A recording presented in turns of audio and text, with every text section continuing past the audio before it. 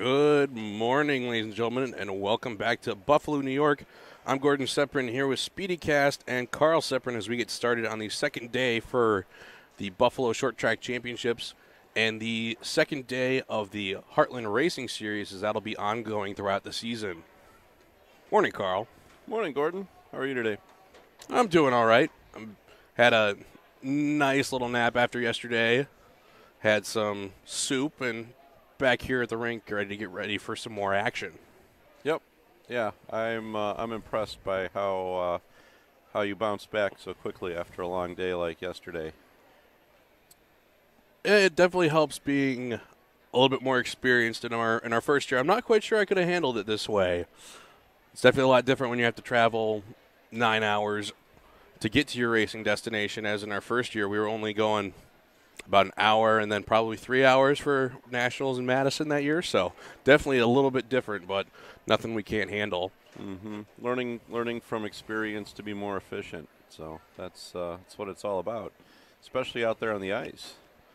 Oh, yeah, absolutely. The experience you're gaining here is going to be invaluable to a lot of these skaters, especially the ones that are kind of on the cusp of getting to that next level. Yep. It's early in the season, but already I have overheard in conversation with some of the athletes and coaches and parents that a number of skaters have already achieved their times to compete in age group nationals or the AM Cup or the Heartland Series as we go forward. And achieving those times, not necessarily the easiest thing in short track, depending on if you end up in a slow race. You can't necessarily get some help from the other people trying to get around to get those times, as we saw yesterday. I believe it was in the Junior B women's group that one of the girls took a flyer off the front, and we believe she was trying to make a certain time in the 1,000. Yep. Well, that's all part of the racing strategy. You have to take charge and try to dictate to the pack what you would like them to do. And that can be difficult because you've got 4, 5, 6 other racers out there who have their own idea of what's best for them. So that's all, again, part of the experience that these skaters are out here to get, is to learn about pack strategy and tactics. And it looks like we're just about ready to get started. We're going to be starting off with the Heartland men's 500 meters. And this is the shortest distance they will run, but by far is the highest top speed they will achieve throughout this entire weekend.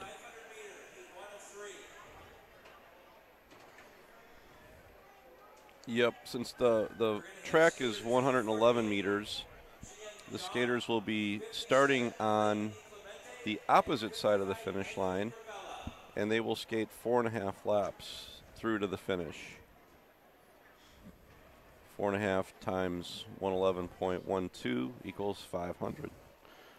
So in this first heat, we have Chiwan Zong, Clayton DeClement, and Matthew Crovella. And because of the speeds in the 500, they spread out the field in a couple more heats just for safety reasons. And it's a quick start from Zong, who jumps out into that early spot. DeClement in second. In third is Crovella, taking the top finisher in the next two fastest. We won't really have to worry about anybody dawdling today, as it is a sprint, so it's full gas from the gun. And down goes Zong, and that's a surprise, as he was out to about a straightaway lead. DeClement takes the lead, and he's got about a blue line to blue line on Crovella. 1 lap to go for DeClement. I'm sure Albert Zong is very disappointed there. He had a really nice race going, was turning on the speed, and had a comfortable lead. I think he's going to have about 2 laps to go.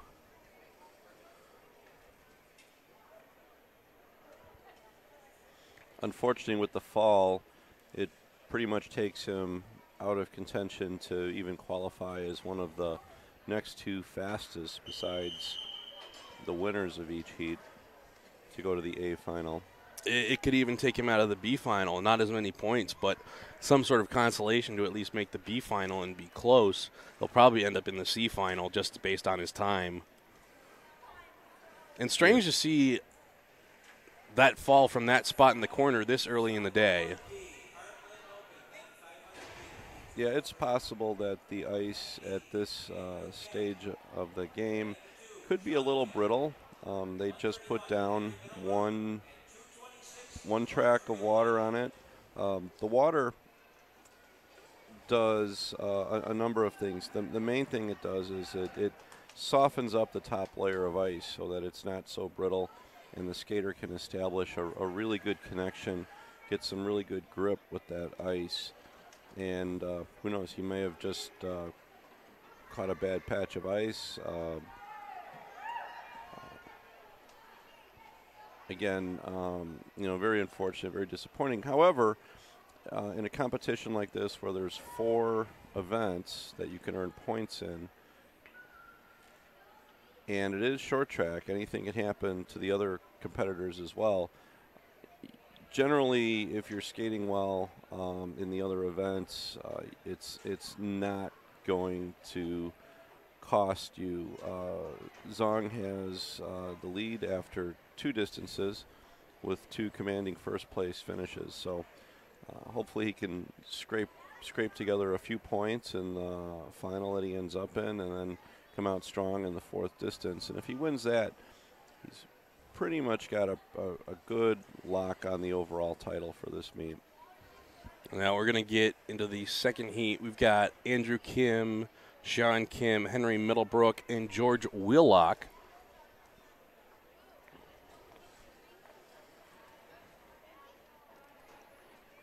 And the ice crew taking a long look at that patch of ice just after the apex block.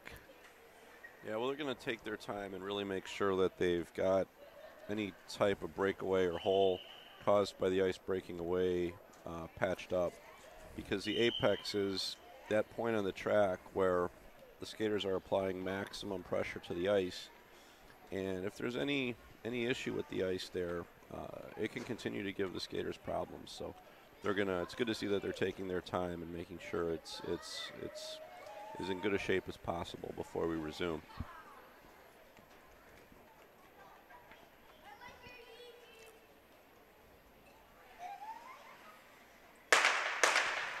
And a false start out of the second group. It looked like Andrew Kim might have just flinched his shoulders before the gun went off.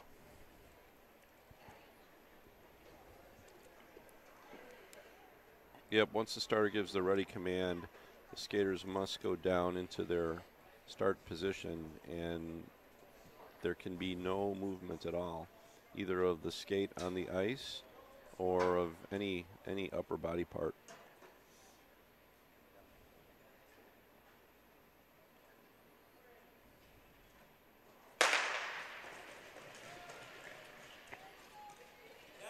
It's a quick start. The start very important here in the 500 meters, as it's Andrew Kim, Sean Kim, and Henry Middlebrook, and down goes Wheelock. See if Wheelock can get up. Right now, Sean Kim looking to get around, and Sean Kim goes down in the far corner as well. So right now it's Andrew Kim and Henry Middlebrook. Looks like Sean Kim able to get up. He looks a little shaken up. 1 lap to go for the leader, and then Henry Middlebrook going to try to get in with a quick time as the next 2 fastest will move on into the A final. So it's Andrew Kim, Henry Middlebrook,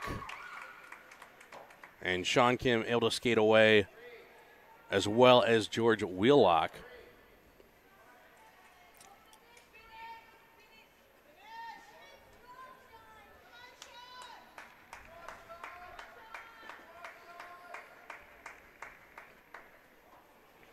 Looks like Sean Kim is still a little bit shaken up. The skaters will be going into the finals seeded by time, so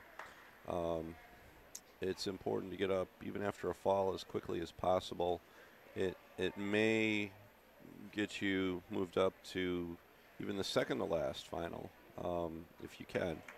But, you know, of course, these skaters are going at close to 30 miles an hour. And when you go down and say, how do you do to the pads in just a matter of 10, 20 feet, it can be a little bit shocking and make it very challenging to regain your senses and get back up and in the swing of things right away. And we move on to heat number 3. We've got Richard Alec Anglin, Alex Skutowski, Raphael Howe, and Matan Grodensky. And one last guaranteed spot up for grabs. And this group having the greatest advantage, knowing about what pace the other two groups had.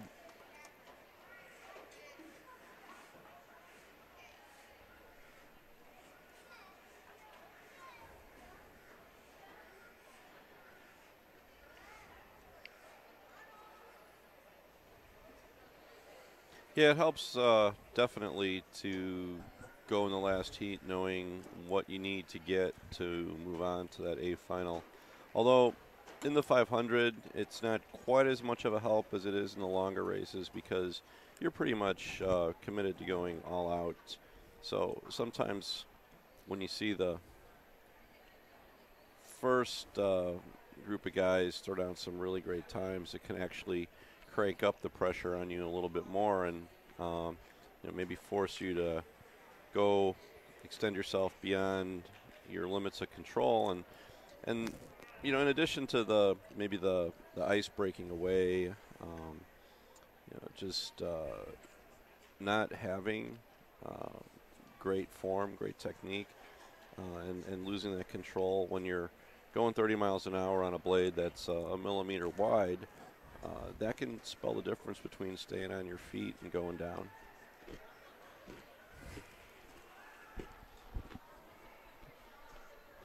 While we're waiting on this ice repair, wanted to mention, give a shout out to 12 of our 22 Heartland skaters in the female and male divisions are skating in their very first Heartland meet.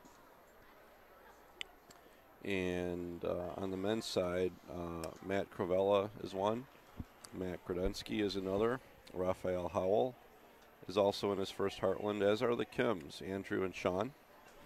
And then Alec Sklutovsky and George Wheelock round out the field of male first-time Heartland rookies.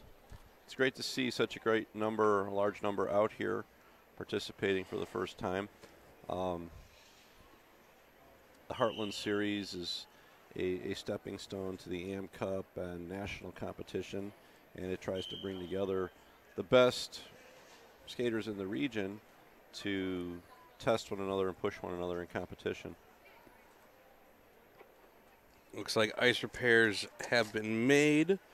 Should be ready to go. I'd like to just point out that Henry Middlebrook right now is the time that's going to be setting who's potentially the next two fastest. So this heat could qualify 3, but they're going to have to beat Henry Middlebrook in order to do it because of that fall in the first heat.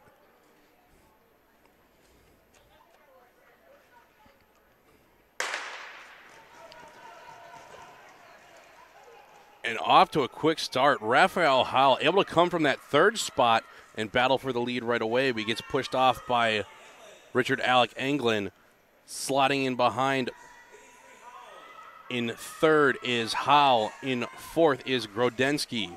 And down goes Raphael Howell, who had made a brilliant move off the start. Right now, Anglin in that qualifying spot. Sutowski's going to have to get in quick here, but if he moves through with no complications, he should advance also into the A final. As here comes Anglin at the finish along with Sklutovsky. We think should qualify into the A final, and then followed by Grodensky, and fortunately for Raphael Howell, an unfortunate fall while he was battling for the leading position. Yeah, I don't know if it's any comfort to Howell that we've had a fall now, and every one of the heats so far. And again, it's not terribly unusual. It's the first race. Skaters maybe don't have their legs under them yet today. They've warmed up, but you know, it's it's a challenge to get out there early in the morning, first thing, and have your best form. Like we said, anything can happen. The ice can break away. I would say it's extremely difficult just to get warm, because if you have the 777 or the 1000 and the 15, they don't typically take that hard off the start, at least in the heats anyway, and typically that can get them a little bit more settled into their rhythm. Exactly. Yeah, you've got a lap or two where you can settle in and kind of get comfortable again out there. Whereas in the 500, sometimes you're never comfortable, even as you go through the finish. You always feel a bit rushed, and it's hard to find your rhythm and recall your best form. So we go into the Heartland ladies. We've got Haley Choi, Claire Liu, and Catherine Vandergriff in this first heat. Again, taking the top finisher in the next two fastest. And Haley Choi going to jump out to that early lead. She's going to let the other two battle it out for time in behind her. Not surprising to see Choi out in front. She's looked strong all weekend so far. She is our leader after two completed distances on the women's side. Choi with a blue line to blue line lead. Still a battle in behind between Liu and Vandergriff, and it's going to be tight as we come around to one lap to go. Right now, Liu in second. Vandergriff looking to try to make an inside line, but has to pause for a moment, and that's probably going to cost her a spot at the finish. We'll have to see if Liu advances on time as she finished second, Vandergriff in third. That was a good battle. Vandergriff couldn't quite figure out the right line to take, and in the 500 at 4.5 laps, you don't get a lot of chances. I'll add that. I'm sorry, Gordon. I was going to say, for the second heat, we've got Stephanie Velez, Una Wilhoit, Carly Elliott, and Cece Long coming to the line. I just wanted to add that Claire Liu and Catherine Vandergriff are two of our Heartland rookies. 5 of the 11 women here this weekend are skating in their first Heartland meet, which, again, is great to see the new blood.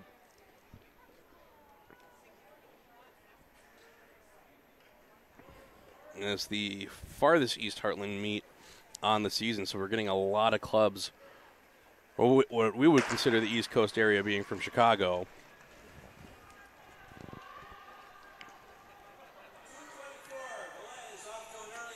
Stephanie Velez leading the way.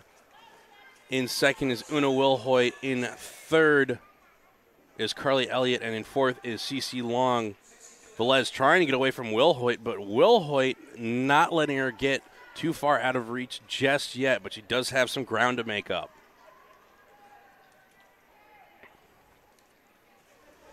Wilhoit skating a nice track. You'll notice that she's entering wide and taking 2 crossovers into the apex block, which is the best track to use for building speed. As they're now on their final lap, Velez just needs to stay on her feet through this final corner. She will automatically qualify. Wilhoit putting in a good effort, could advance through on time. Carly Elliott finishing in third, and Cece Long finishing in fourth. And again, just a shout out, a little special recognition to our Heartland rookies here this morning. Carly Elliott is one of those. She's skating in her very first Heartland. Elliott hails from the Lakewood, Ohio Speed Skating Club. Now for the third and final Heartland ladies heat, we've got Shreya Arun, Renee Miller, Mara Zimmer, and Sharon Lokesh. And we talked about it yesterday. Renee Miller had a great heat yesterday using racing tactics to get out early and advance herself into the A final. And not only that, then got herself, she either finished second or third, getting herself some big points in that final as well. But it all started because of her tactics that she employed in her heat.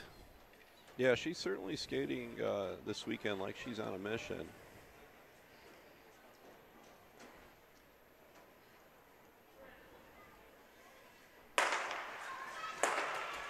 And a false start from the Heartland ladies' final heat. Again, first place finisher will advance automatically to the A final, while the next two will be chosen based on time, and the rest will be seeded throughout the B and C final on their finishing time.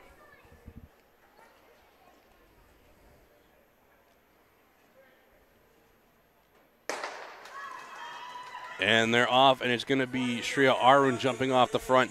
She wants to get away and safe.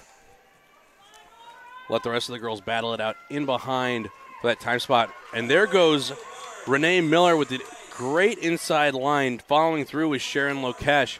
Lokesh is going to try to get on the tail of Miller, but Miller going to try to make a case to get into that A final again with a quick time in here. Definitely can't let up on the gas pedal, and he's got to go all out if she wants to make that A final. Shreya Arun with 1 lap to go. And Arun is also one of our Heartland rookies.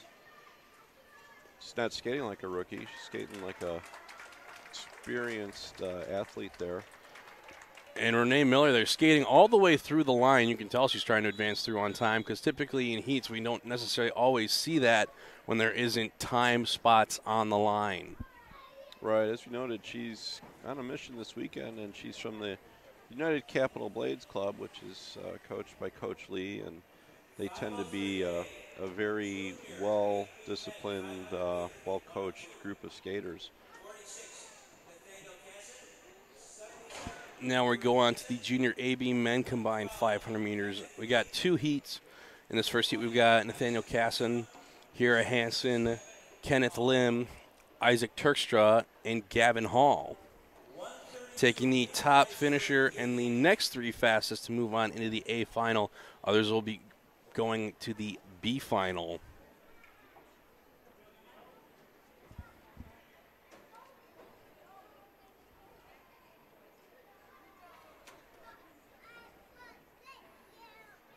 Casson with that inside starting spot, shortest distance to the first block.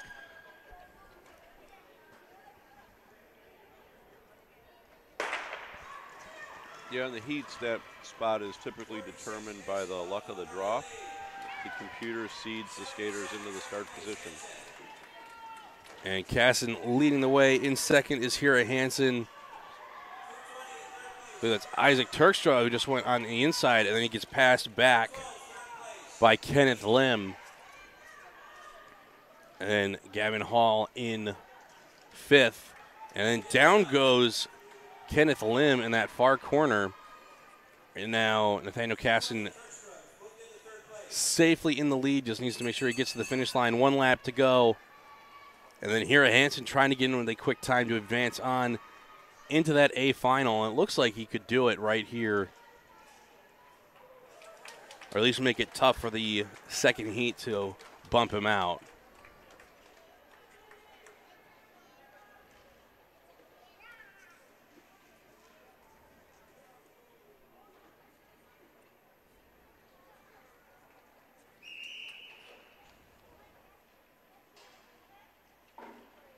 Yeah, Hansen certainly threw down a good time to beat there, and he looked strong.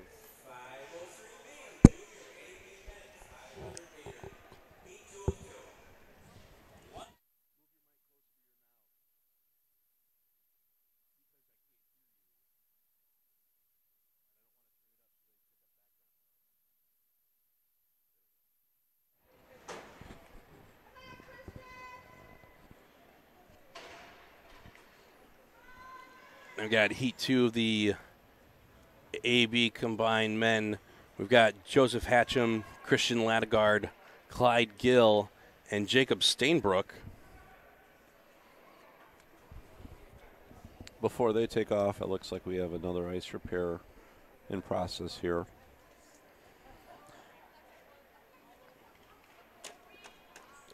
Sometimes the gouges are made by skaters as they go down and dig into the ice with their blades at an awkward angle and toe in.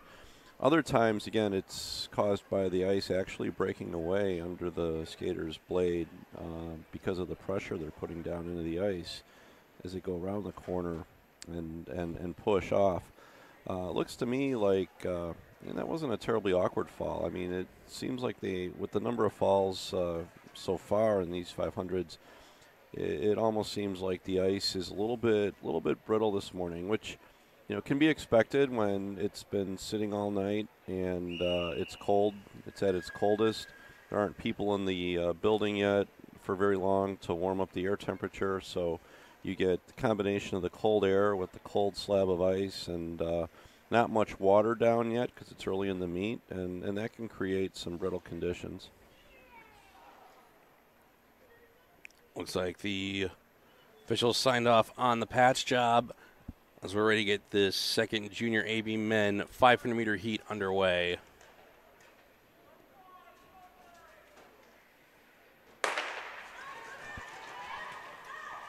And it's Joseph Hatcham jumping out into the early lead, followed closely by Christian Ladegard. Ladegard goes down, entering not even in the corner yet, just at the very end of the straightaway. Clyde Gill trying to catch up to Joseph Hatcham. And Jacob Stainbrook in that third place spot right now.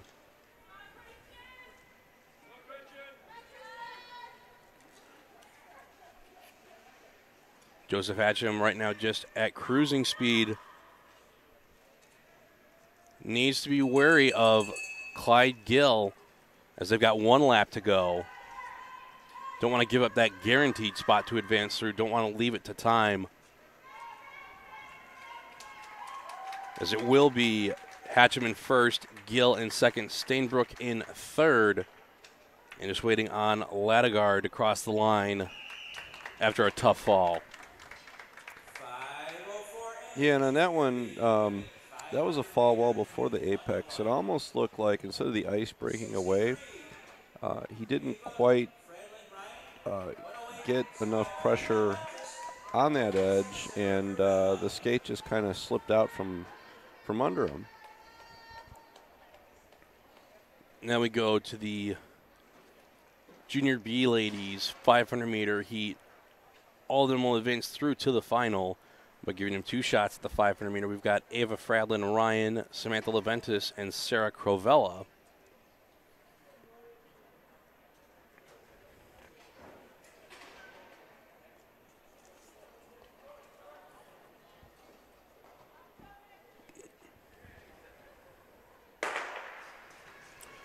And they're off.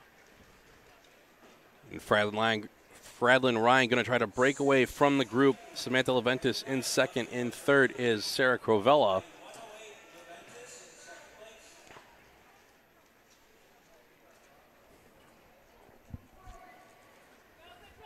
It was Fradlin Ryan yesterday who looked like she was on a mission to make a 1,000-meter time, trying to qualify for an event possibly later this year. Yeah, all three of these skaters are definitely putting all they have into it and pushing their top-end speed to the limit. Fradlin Ryan coming around to the finish, skating through the line, which looks like she might be out for times all weekend, as we've seen a lot of the leaders just coast through the finish line, but she skated hard all the way through. Yep, with this level of competition and also the typically good ice conditions here in Buffalo, it definitely is a good time. Even though it's early in the season, it's definitely a good time to try and set as many personals as you can. Now we go on to the Junior C-Men 500-meter heats. We've got 3 heats taking the top finisher and the next 2 fastest to move on to the A final. We've got Sungmin Kwan, Gannon Graff, Tyler McGillen, and Owen Byrne in this first heat.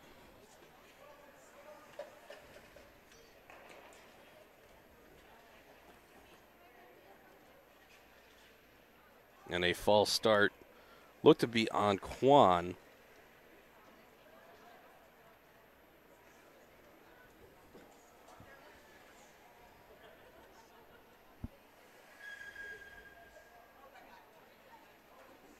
Junior C men are 13 and 14 years old as of July 1st of 2017. And it's Quan jumping out into the early lead. In that second place spot is Gannon Graff in third, Tyler McGillen in fourth, Owen Byrne. And Quan just settling in out in front. Doesn't need to take any more risk, as you've seen a couple top skaters fall in the earlier races this morning. In second, though, Gannon Graff going to need to try to move quickly here with 1 lap to go if he wants to try to advance through in that A final based on time. As here comes Quan to the finish. Quan doing a good job of skating smart. He had 20-30 meter lead on second place, so he definitely had the A final made as the winner of this heat if he stayed on his feet, which he did. Good smart race after getting out to an early lead for Quan.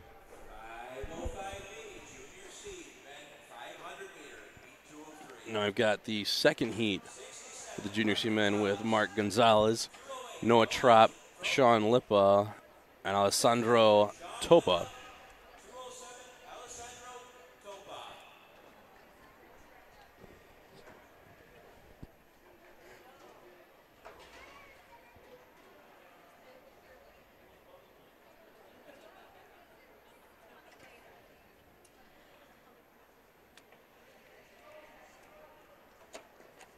You got skaters from New Jersey, Virginia, right here in Buffalo, and Maryland in this heat. So good wide distribution. Skaters coming from all over. Mark Gonzalez going to jump out into that early lead, going to try to push a cushion. Noah Troutt in second. Trying to chase him down, it's Sean Lippa, followed by Alessandro Topa.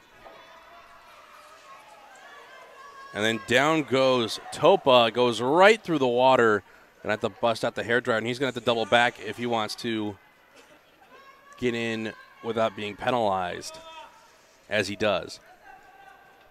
Gonzalez comfortably in front, though. Doesn't need to push too much harder with 1 lap to go, just needs to get across the line, and he'll automatically qualify. Troutt needing to finish quickly here as he's coming around the final corner. And then Sean Lippa finishing in third.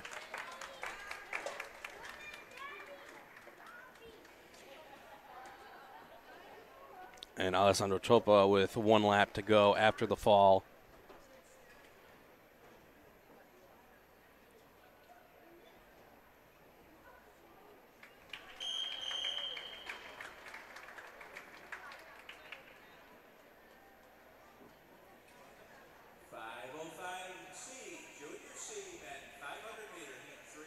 As you mentioned, Gordon, not only is coming back from a fall a mental challenge, but these skaters, if they want to stay comfortable and warm, will head off to the locker room and grab a hairdryer and take that skin suit and try to blow dry it, literally, before their next race. If they don't have a hairdryer, they can use a hand dryer or something else there in the washroom.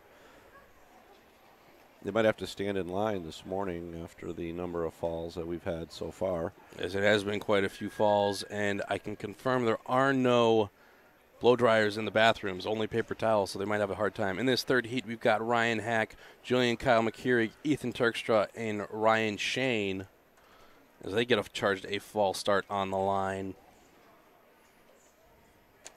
Our chief starter for the meet, Tom Conley from New York, is giving the skaters some feedback and explanation as to why it was a false start. These meets are good teaching opportunities as well. The officials doing their part to educate the skaters on how to stay in compliance with the rules and have a good experience. Ryan Hack leading the way. On his tail is Julian Kyle McKeurig, and only the top spot guaranteed to move on. But these two are glued together right now. McKeurig going for the pass on the inside, able to slot it through on Ryan Hack. Hack trying to counter pass, going through on the inside on the next straightaway. Nice move by Hack, really taking advantage of the adage that the best time to pass is right when you've been passed. And McKeurig taking the wide line. Looks like he wants to try to set up for an inside pass. Cannot get through, though, as Hack blocks it off. Here they come around the final corner.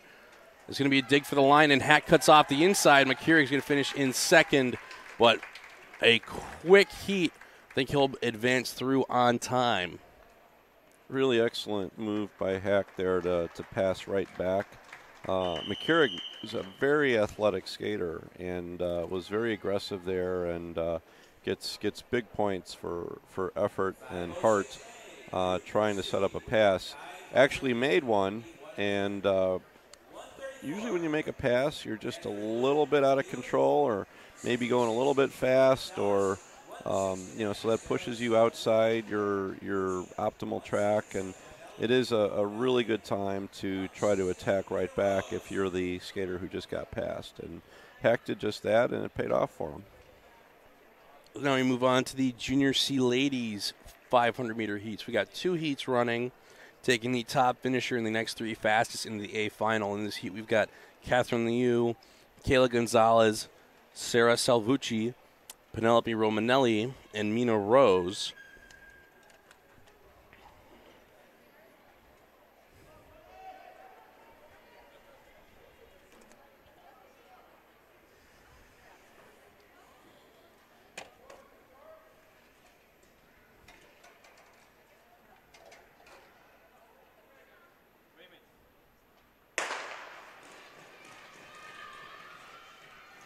And it's going to be Catherine Liu leading the way through the first corner. Kayla Gonzalez in second. In third, Sarah Salvucci. And the 2 skaters in the green and black suits trying to break away from the pack. Catherine Liu doesn't want to let Kayla Gonzalez. And 3 skaters go down in the straightaway. Looks like Sarah Salvucci went down first and tripped the other 2 behind her. All 3 able to get up and skate away. That is very fortunate. Catherine Liu comfortably in the lead, just needs to coast in around to the finish line after one more lap. Kayla Gonzalez is going to need to keep the gas pressed to the floor if she wants to move on into the A final. As Catherine Liu at the finish, here comes Gonzalez on the inside to the finish. Have to see if she advances on time. And waiting for Rose and Salvucci to finish up after they took that hard fall. You could hear the impact from up here through our headsets. Yeah, that was unfortunate. In a case like that, if a skater is taken out by another skater who is penalized for impeding by causing a fall, it is possible for a skater to be advanced to the A final if they were in qualifying position at the time and they were taken out by another skater. We'll have to see what the officials decide on that and if they're going to penalize anyone, and if so, will they advance any of the skaters who suffered because of that skater taking them out? Well, none of them were in qualifying position, as they're putting a precedent on the times rather than the positions in these heats. So it might have to be a different approach from the officials on whether or not you're going to advance through, because you would have to advance both girls that fell in behind Sarah Salvucci. Right. I mean, that raises a good question. I mean, when you're taking the next 3 fastest times, potentially they all could have been in qualifying position, but you just don't know that by time, and that's one of those things that they'll have to sort out. This is the second heat for the Junior C ladies. We got Haley Murray, Cuban O, Emily Wood, and Isabel Crovella. I don't think I heard a call for impeding from our stadium announcer. No, and I didn't see any of the officials go over to the announcer to give them any information regarding a penalty there. So maybe they just let it ride. Haley Murray leading the way. Cuban O was stuck in behind in that third place spot. Now she's going to try to chase down Murray.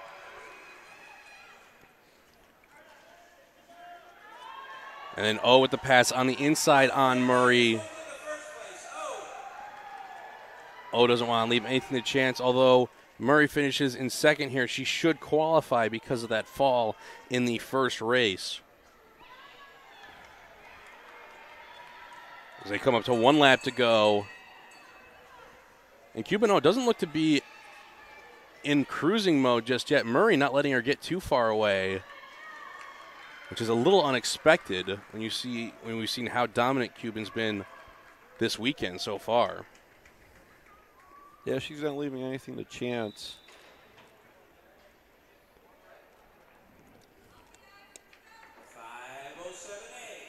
Next we have the Master men and women combined 500-meter heat.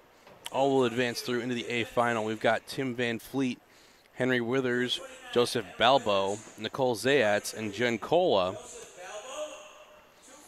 And in this shorter distance, I think we'll probably see a battle going back and forth between Henry Withers and Joseph Balbo. Yeah, they've been at it so far on day one in pretty much every distance skated.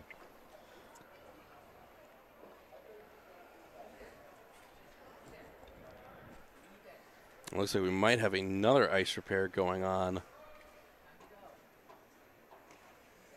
as the referee waves off the starter.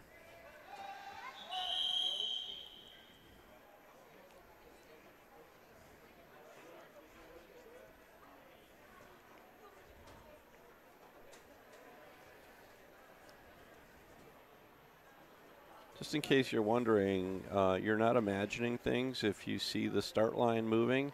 That's because we are starting on the opposite side of the finish line. When you're on the finish line side starting, you start and end at the same place. But when you're on the other side, the line moves as the track moves. There's 5 sets of dots so that we can have 5 different tracks. And that gives the other tracks an opportunity to kind of rest and heal so that the ice stays in better shape throughout the meet.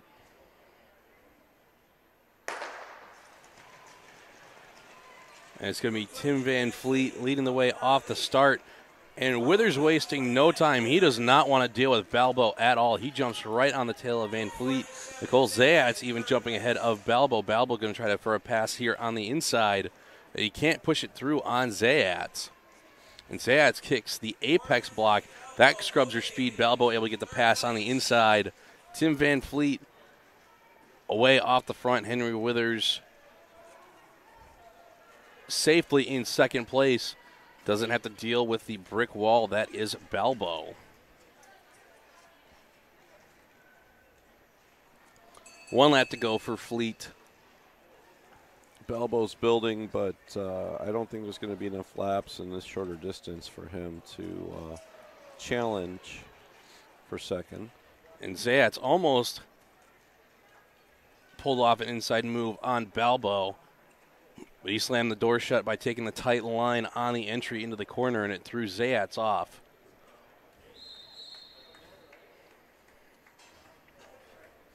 I believe now we're going to take, if we're on our schedule, we'll take a ice cut.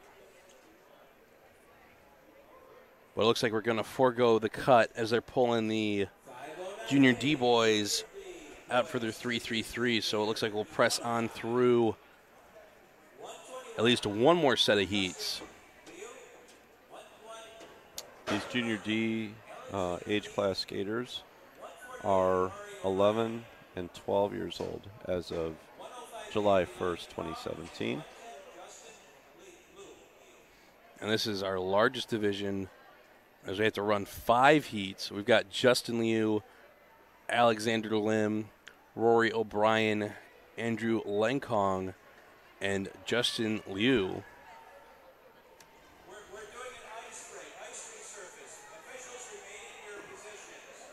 So they pulled the skaters out, but now they are going to do the ice cut. So we'll be back in about 10 minutes. This should just be a quick cut. So like I said, we'll be back in 10 minutes. Good time to go get your coffee or a donut this morning.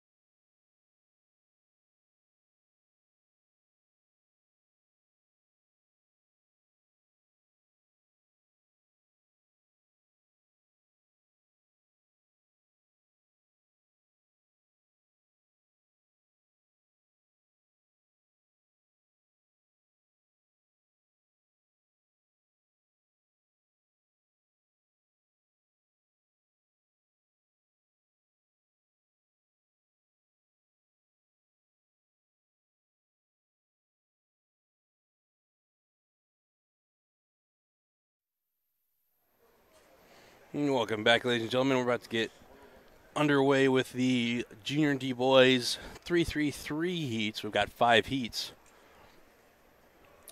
We've got Justin Liu, Alexander Lim, Rory O'Brien, Andrew Lenkong, and Justin Liu.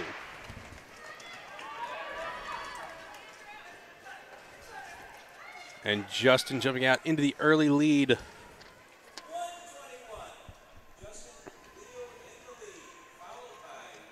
Two laps to go. In second is Alexander Lim. In third, Rory O'Brien. In fourth, Andrew Lenkong. And in fifth, Justin Liu. 1 lap to go. Justin speeding around up to the finish. Only the top finisher will move on into the A final.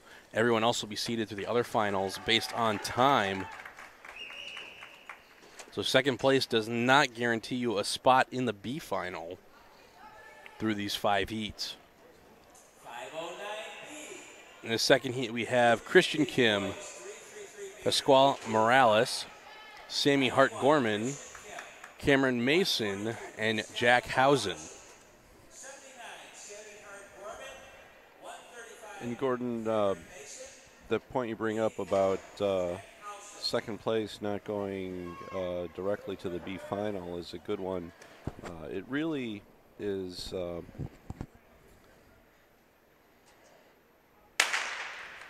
It really is helpful to these skaters to learn how to race, and you just can't assume because you're in second you're going to qualify to the final that you want.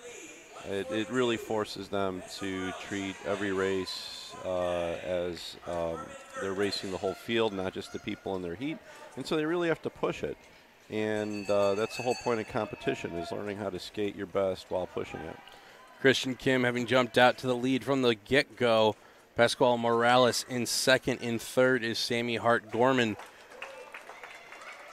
They're going to finish 2-3 as they both dig for the line. Finishing in third, Cameron Mason, and in fourth, Jack Housen. Morales hoping to get him with a quick enough time to move through into that B final.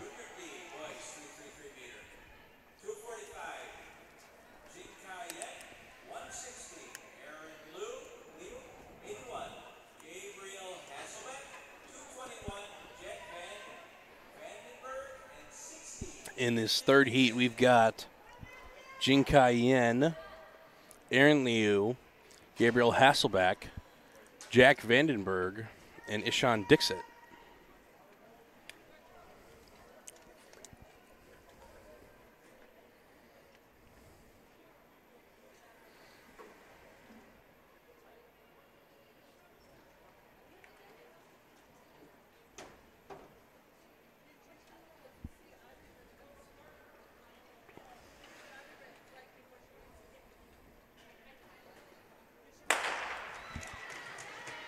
And they're off. Jin Kai-yen jumping out to the early lead. Aaron Liu kicking a block at the apex. Liu able to stay in second. In third, coming up on the inside, that was Gabriel Hasselbeck passing by Vandenberg. 1 lap to go for Jin Kai-yen. He's out in front of Aaron Liu. Aaron Liu looked like he started to settle into his coasting mode. He needs to hurry up to the finish, otherwise he's not going to guarantee himself a spot in the B final to try to get more points out of this weekend. And finishing in third, Hasselbeck. Fourth, Vandenberg. Fifth, Dixit.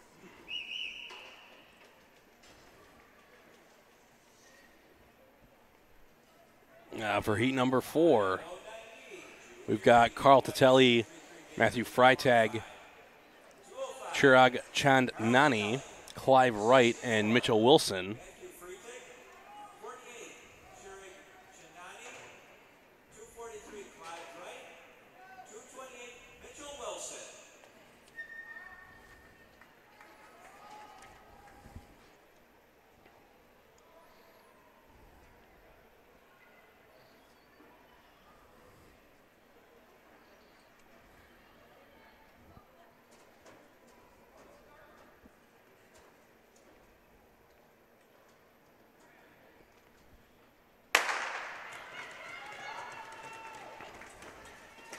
And Carl Titelli and Matthew Freitag touch blades in the entry to the first corner as they both go down. And they blow the gun to call it back. And it looks like we might have an ice repair job.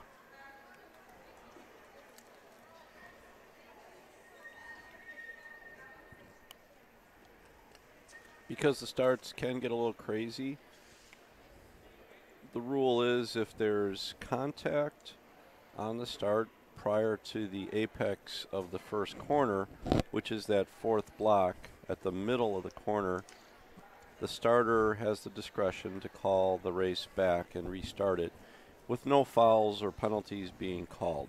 All the skaters go back to the line and they basically get a do-over. It looks like they're going to change up the track that they're going to run this race on.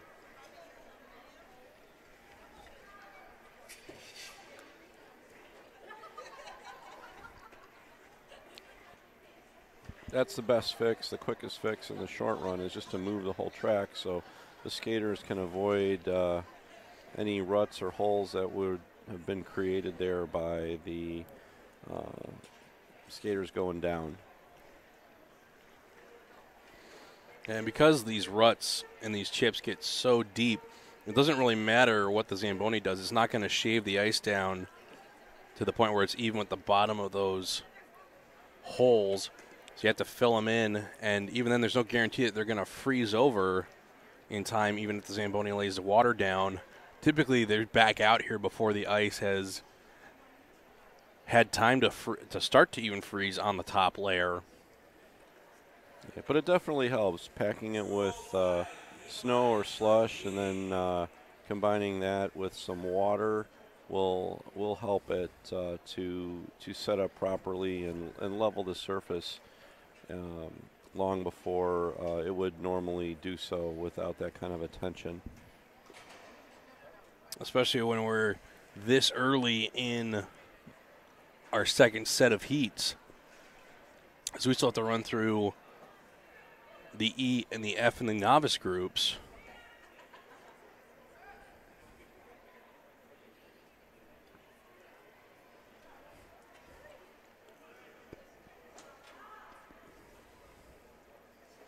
The ice maintenance crew is definitely earning their pay this morning. Do you mean breakfast? Uh-huh. I was not privy to the ice crew being paid when I ran it over in Champaign a couple of times. I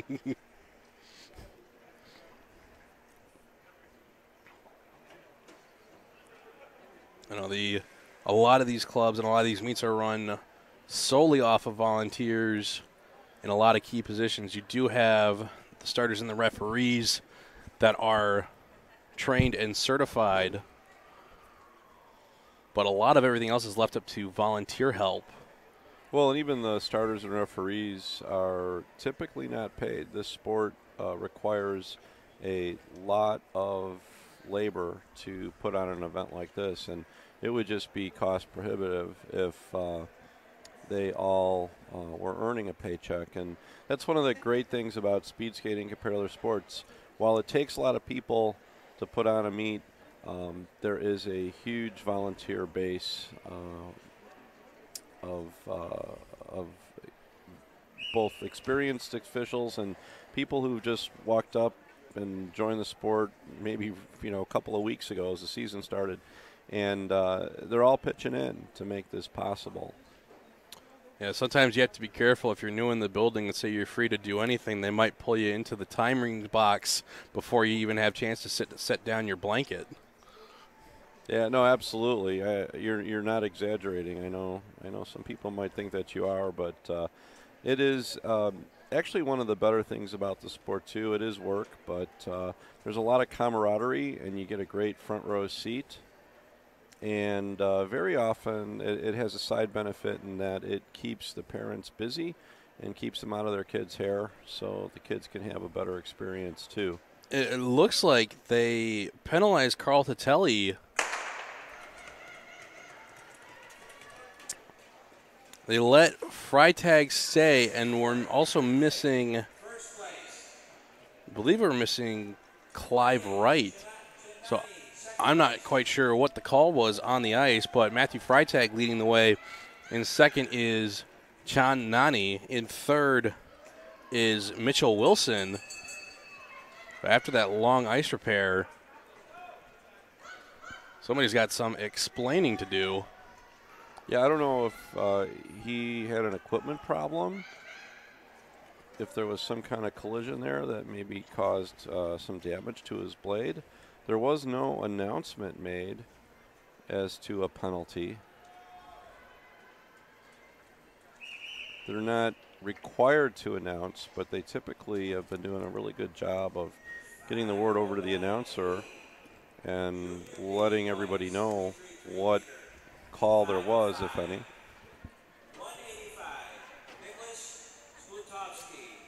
We'll go on to the fifth and final heat for the Junior D boys. We've got Nicholas Glutovsky, Xavier Lawrence, Alex Wood, Charlie Putnam, and Jimmy Kang.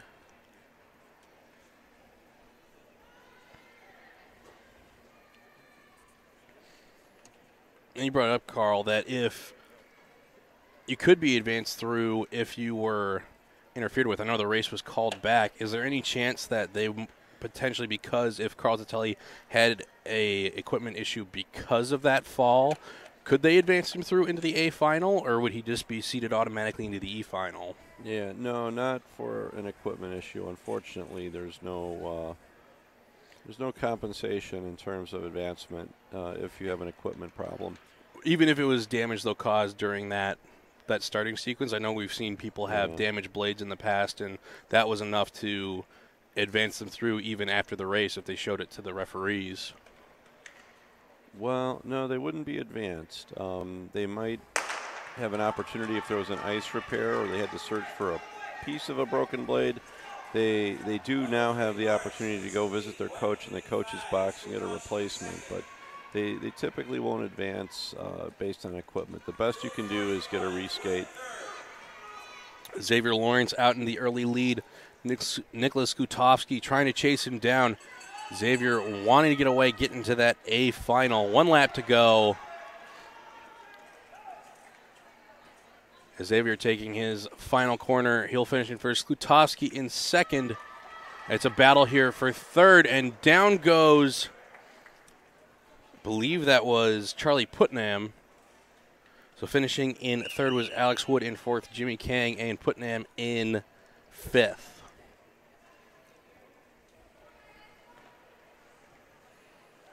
Now we go on to the Junior D girls. This is one heat for the 3-3-3.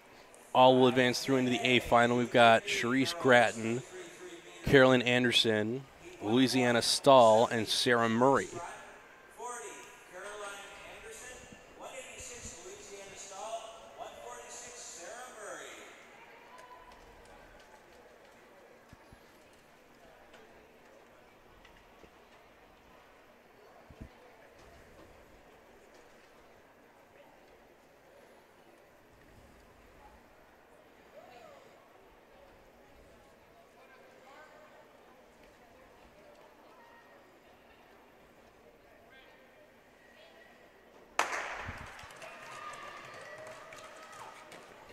Starter Jeff Goals from Ohio, watching the skaters go past the apex. Once they're clear, his job is over.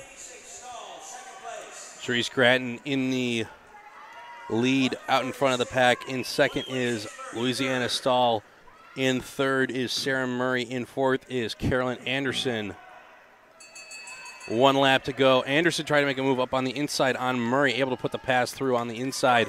Trying to go inside and able to get around Stahl into that second place spot. Although all of them will advance to the A final, some good racing there from Carolyn Anderson.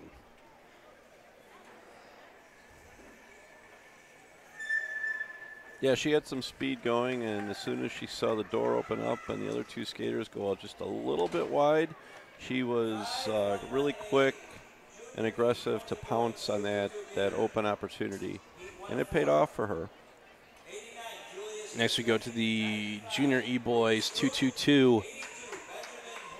We've got 4 heats to run, taking the top finisher and the next fastest. Julius Kazanecki's in this heat. We've got Lucas Koo, Benjamin Horn, Brennan Graff, and Daniel O'Brien.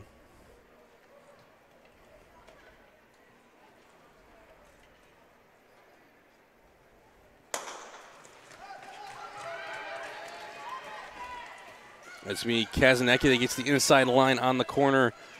Lucas Koo trying to hold on to Kazanecki. Kazanecki pulling away. 1 lap to go. In third is Benjamin Horn. In fourth is Brendan Graff. In fifth is Daniel O'Brien. So we're coming around to the finish. Kazanecki will qualify in the A final. Lucas Koo going to have a long wait. And I believe they should technically have been done, but I think they skated each an extra lap apiece. I think you're right, although, you know, when in doubt, it's always better to be sure and take the extra lap, or maybe he was doing a little victory lap. As I say, these are just 2-2-2s. Typically we see this when we have our novice groups, as they want to go around and around and around. Yeah, they just want to get their money's worth, you know. They're having too much fun. They don't want to stop. Who can blame them?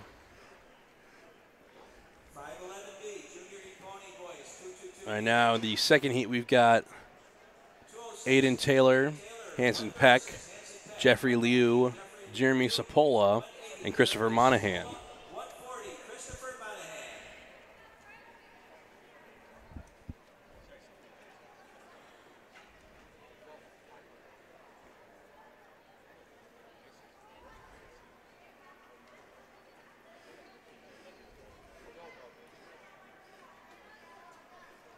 Looks like we got another ice repair going on. Yeah, the combination of the early morning, harder, a little more brittle ice, coupled with the short, fast distances where the skaters are going all out, putting maximum pressure, maximum turnover into each stroke, is being a little hard on the ice, making the ice crew really work this morning.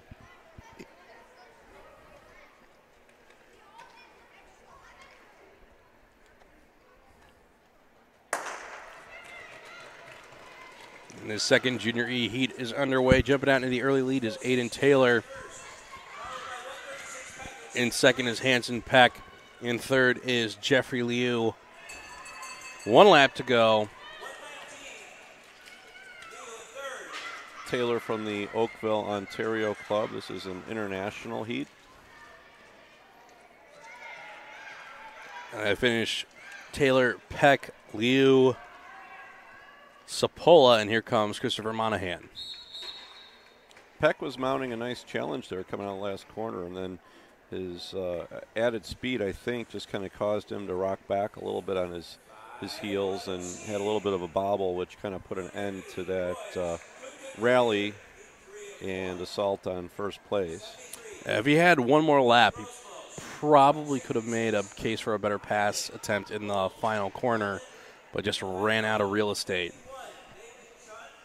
Yeah, he kind of had to, you know, do the best he could with just very little time. In a 2-lapper, it's over before you know it.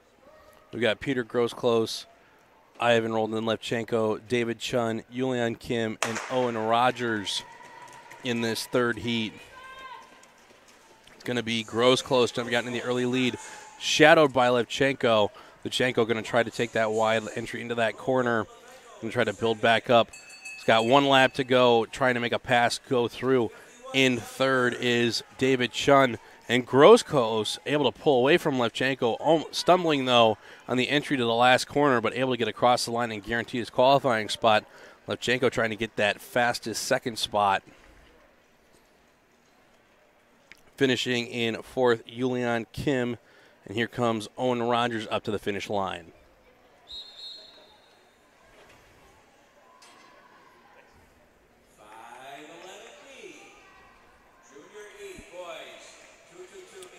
Now for the fourth heat for the Junior E boys, we've got Zubin Kumar, Sean Shui, Ethan Lamb, and Anakin Morelli.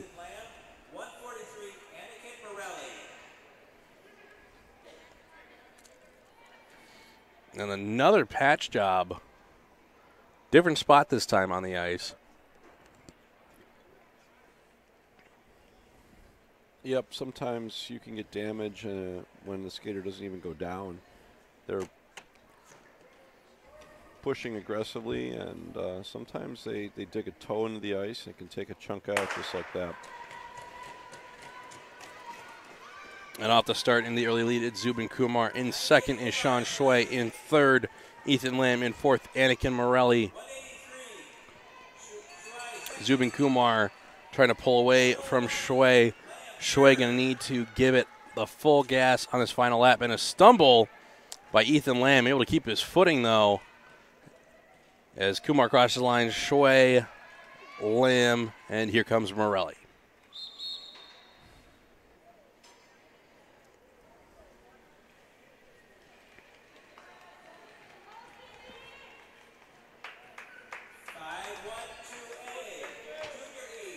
Next up, we have the Junior E girls also doing the 2-2-2.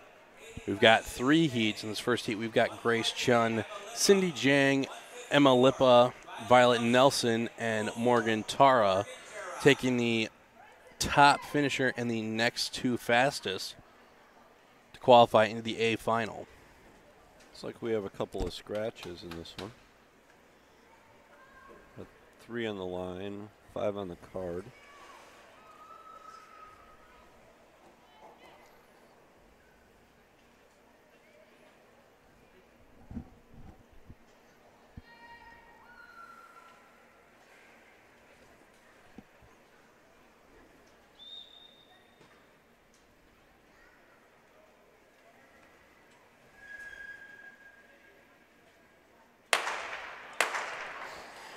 And a false start from Grace Chun by the look of it. Almost had a perfect jump on the gun.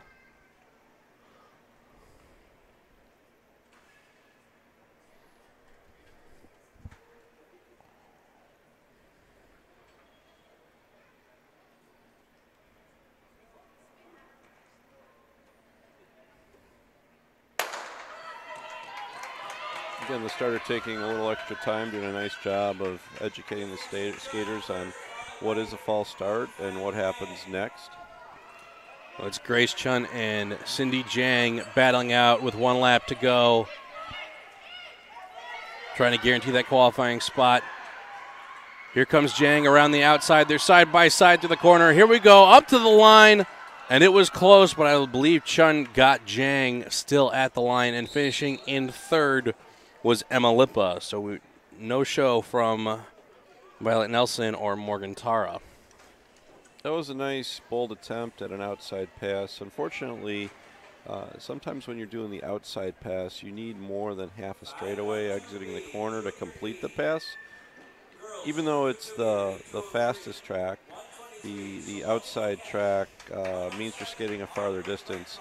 So very often you need the whole straightaway, or maybe even the straightaway plus another corner to complete the pass successfully. But good idea, good aggressive skating, nice try. In this second heat, we have Salome Lokesh, Audrey Lankong, Sydney Wong, Kira Lamb, and Stella Summerfield is a scratch.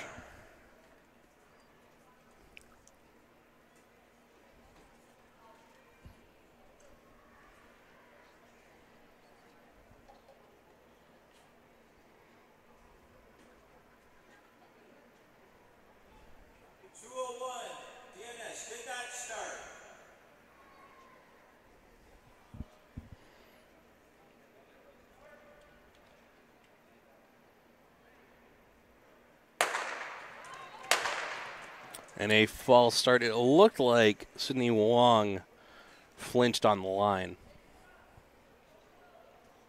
Yep, just a little bit of a flinch, but enough for our starters to catch. It's important to call them all. Call them as you would, as if it were a national or international level competition. Because you're trying to be fair to all the competitors, and you're also trying to teach the skaters for the future what is a false start, what is a good start. And the only way you can do that is by calling them right. It's going to be Lokesh taking the early lead. In second is Langkong with 1 lap to go. Looks like this is going to be a battle for second between Langkong and Wong. Here, Lamb in fourth. Langkong pulling away from Wong as they go through the final corner. And down goes Wong as Lamb able to stay on her feet. She's going to get across the line in third place. Yeah, Wong was struggling just a little bit with going wide, and as she tried to correct for that, she ended up going down. Again, speed skating is a very technical sport. In order to generate speed or to hold that high speed throughout the corner, you really need to be executing the proper form. Otherwise, those forces of physics will try to push you out toward the mats, and eventually, the harder you try to fight them, the harder they will push back, and they often end up the winner, resulting in a wide turn or even a fall.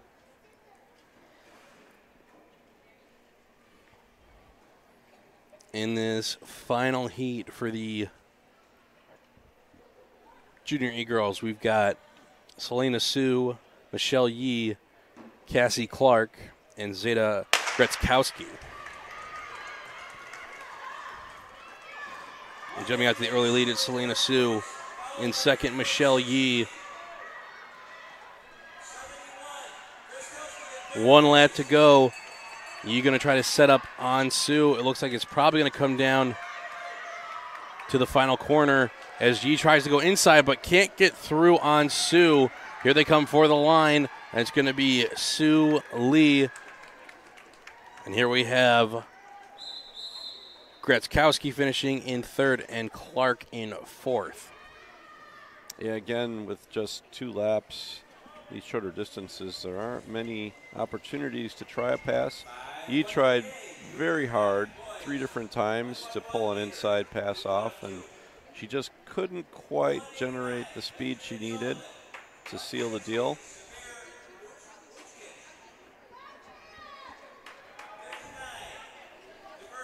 Next up, we have the Junior F boys. This is a flying 1 lap. We've got 2 heats. Top finisher, next 3 fastest, moving on to the A final. We've got Benjamin Sullivan, Samir Auchik, Kale DeVerde, Joshua Tara, and Alan Wu. Got to see who's a non-start, but can't tell from the helmet covers from here.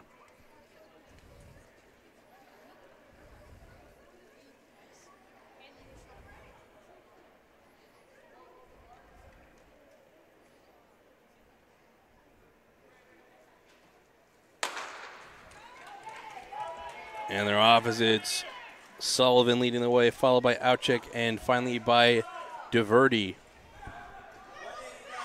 It is a flying 1 lap. Benjamin coming up to the finish. And because it's the flying 1 lap, they had no bells. They've already done, they started doing 2 laps. Again, better to err on the side of too many than not enough. It just means that they're well trained to respond to the bell. Mm-hmm. And you don't want to assume, just keep going. It's always easier to spend a little energy taking that extra lap than to try to reclaim your position and get it going again, or risk disqualification from cutting inside after the first lap and when you have 1 to go. We got our second heat with Aiden Liu, Arya Chandani, Casey Kang, and Hudson Peck. Only 3 on the line.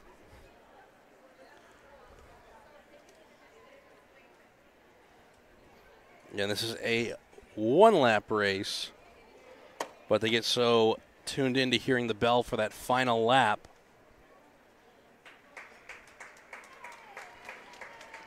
Yeah, very often they'll ring the bell as soon as the skaters leave the line after the gun fires.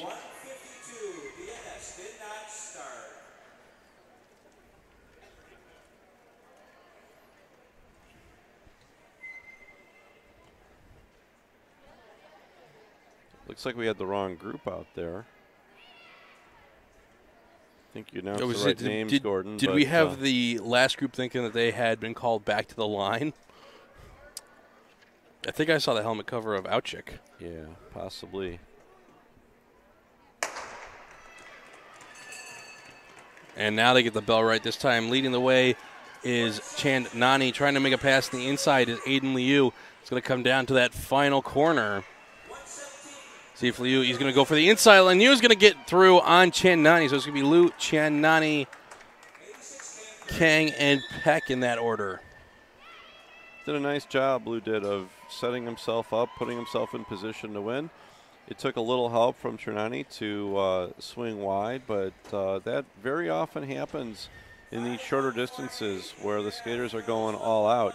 It takes every ounce of technique and strength to try to hold that corner and keep that tight line and block the skaters behind you from overtaking you. And unfortunately, or fortunately, depending on who you are, the skater in the lead went wide that time and opened the door for the second place skater who was right there ready to take advantage.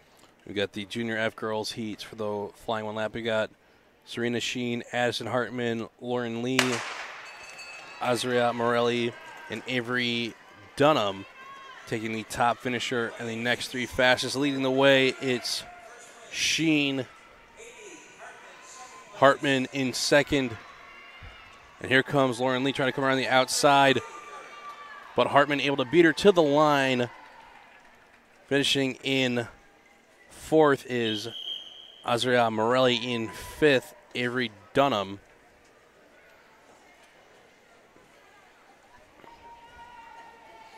Now the second heat for the Junior F girls. We've got Ariel Chun, Olympia Kazaneka, Sophia Coons, and Isla Mason.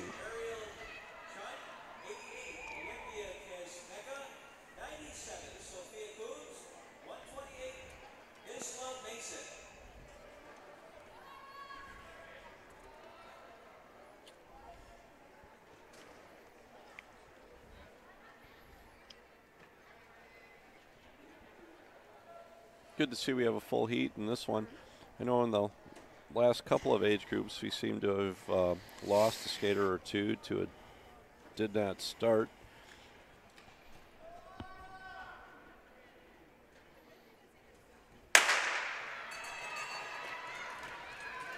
Morning comes early on the second day of racing.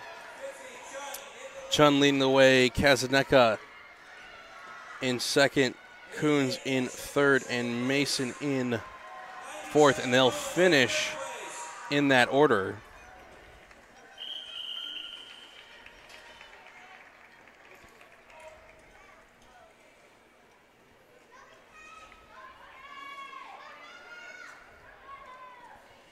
Next up, we have the novice boys. One heat, all moving on into the A final. We've got Lucas Wu, Ethan Lynn, Cameron Tara, Hayden Peck, Milo Ventura, and Jonathan Wu.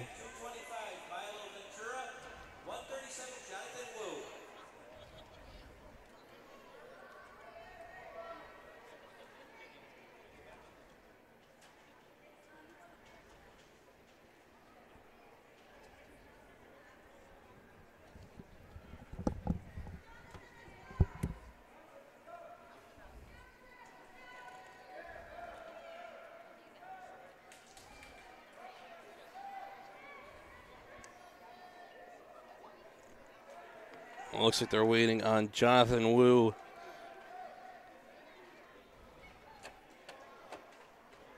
No, at this age group, the gun could be a little terrifying, and it seems Jonathan has a little hesitation to get out there on the line. It's hard to simulate the type of noise in practice.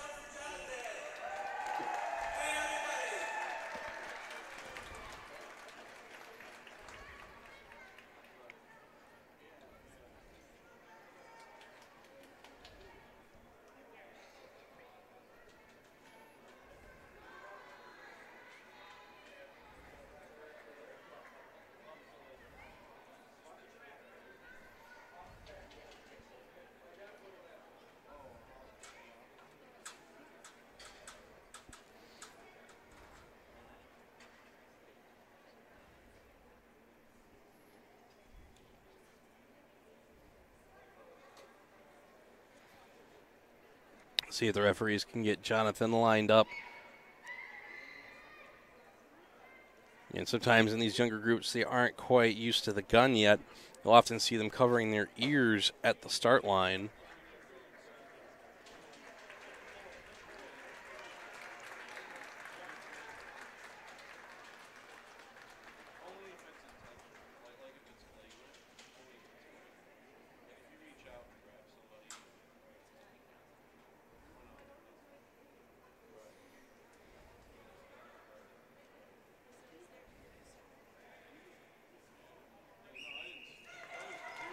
And they actually forego the gun, use the whistle. What a great idea as Jonathan Wu's up into 4th position. Leading the way is Lucas Wu. We have a battle for second here with Ethan Lynn. And I believe that's Hayden Peck coming around the final corner and finishing in second. It looked to be Ethan Lynn just getting past Hayden Peck, and Jonathan Wu finishing well. Here comes Milo Ventura.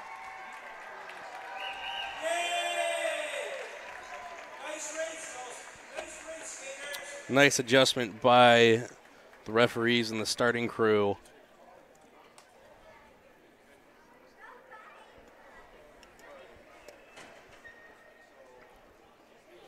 And now we go on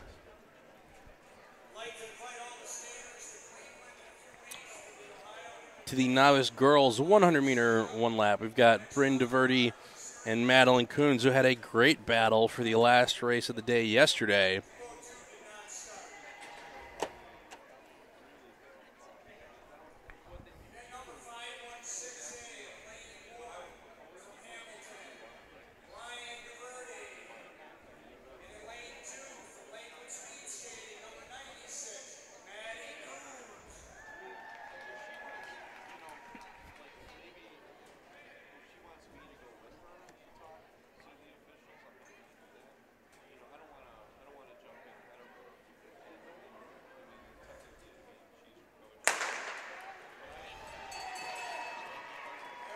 And the novice girls underway. Let's see who can coast through a corner faster.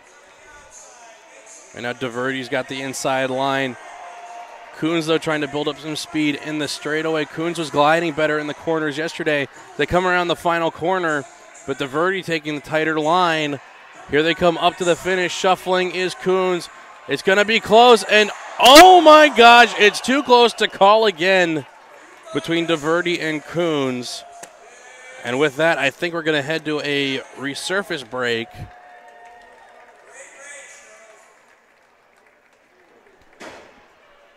So we'll be back in about 10 minutes. As we do a resurface, we'll be starting off with the Heartland 500-meter finals when we come back. So we'll see you shortly.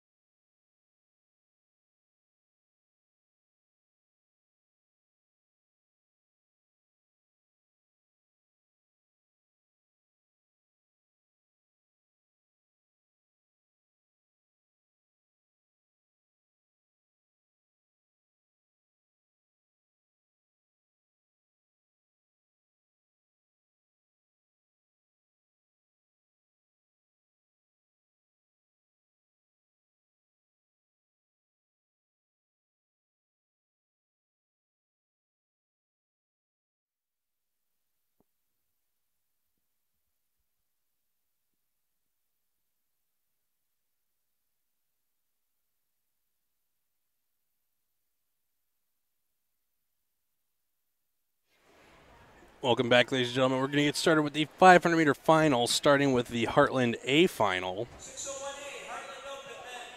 In this final, we have Andrew Kim, Richard Alec Anglin, Henry Middlebrook, Alex Gutowski, and Clayton D. Clement.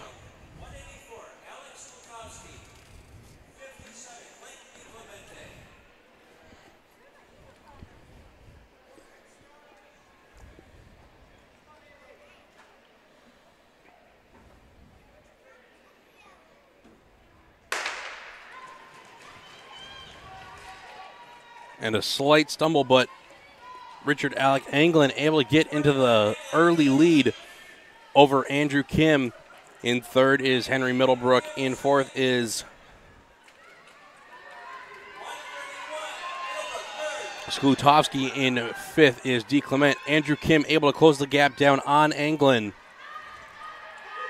Not a whole lot of time left as Andrew Kim's got to get around Anglin if he wants to get into that number one spot. Should be one lap to go, and there's the move on the inside by Kim. See if Anglin tries to counter pass. He's going to try to set something up for the final corner, but Kim's not going to let him hang on to him. As it's going to be Kim, Anglin, and Middlebrook sprinting for the line as he's able to out-edge Skutowski and finally followed by D. Clement.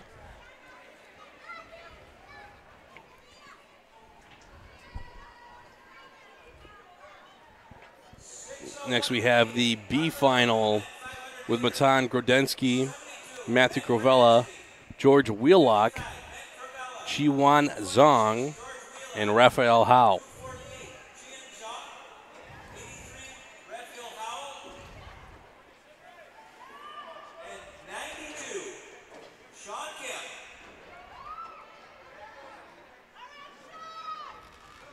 With Zong relegated to the B final here, the race was on in that A final to accumulate some points and try to make up some ground and close the gap on Zong, who is our leader after two distances. I should also add we should have Sean Kim in this final, as he would have been the only one in the C final.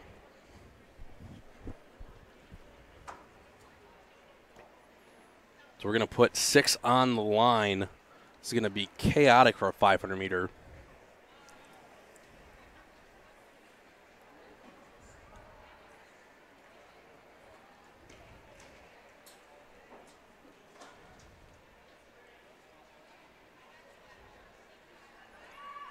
At a false start that looked to be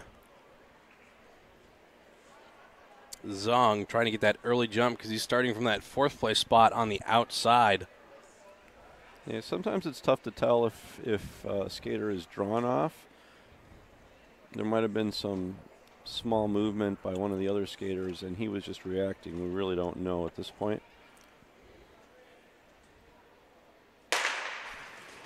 And they're off. And it's going to be a bunch group, but it looks like Zong able to get out in front from the outside. Kim with some work coming at the back of the pack. He's got to get around 4 bodies to get into second. With it coming with a pass on the inside is Raphael Heil able to get around Crovella. Now here comes Kim with the pass going on the inside, able to get around Heil, and Heil going down again. The Zong clear to fly with 1 lap to go. Kim in second. We've got a battle for third here between Grodensky and Wheelock. Well, it's going to be Grodensky that gets the third spot. Wheelock will finish. Or sorry, that's Crovella. It was Wheelock who got third. Crovella got fourth.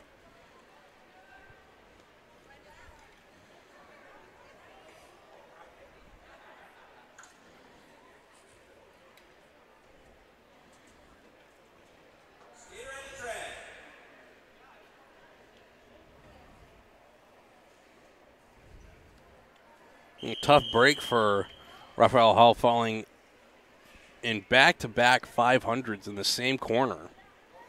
Yeah, he might have had a little help on that last one, which, again, is not a great consolation. But as they were battling, there was contact. It looks like the officials right now are are discussing what they saw. It's unfortunate, though, in a final that the best that can happen is the skater who caused the contact will be penalized and you'll move up a place. But unlike a heat situation where you're qualifying to a final, there's no provision to advance or benefit a skater. And Sean Kim penalized for impeding in that last race. Now we move on to the Heartland Ladies A final. We've got Haley Choi, Shreya Arun, Stephanie Velez, Claire Liu, and Catherine Vandergriff. This is another 500 meter. We've got Haley Choi jumping out into the early lead. Shreya Arun going to try to hang on to her as long as she can. Claire Liu in third, but getting past on the inside. I believe that was Stephanie Velez.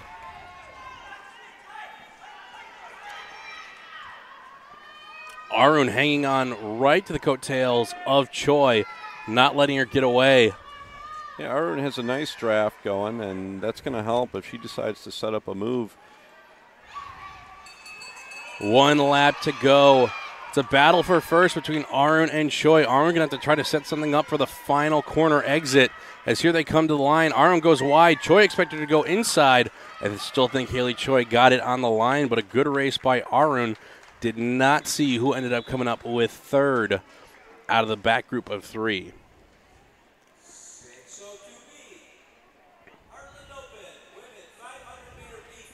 I think that's really the first time we've seen Haley Choi be challenged in this Heartland meet. And she had to practice some blocking ability on that final corner. Yeah, no, it looked like the Heartland Series rookie Arun there really did take it to her and made her earn that. Looked like Claire Liu was the winner took third. And so in the B final, we got Una Wilhoit, Sharon Lokesh, Mara Zimmer, Carly Elliott, and Cece Long.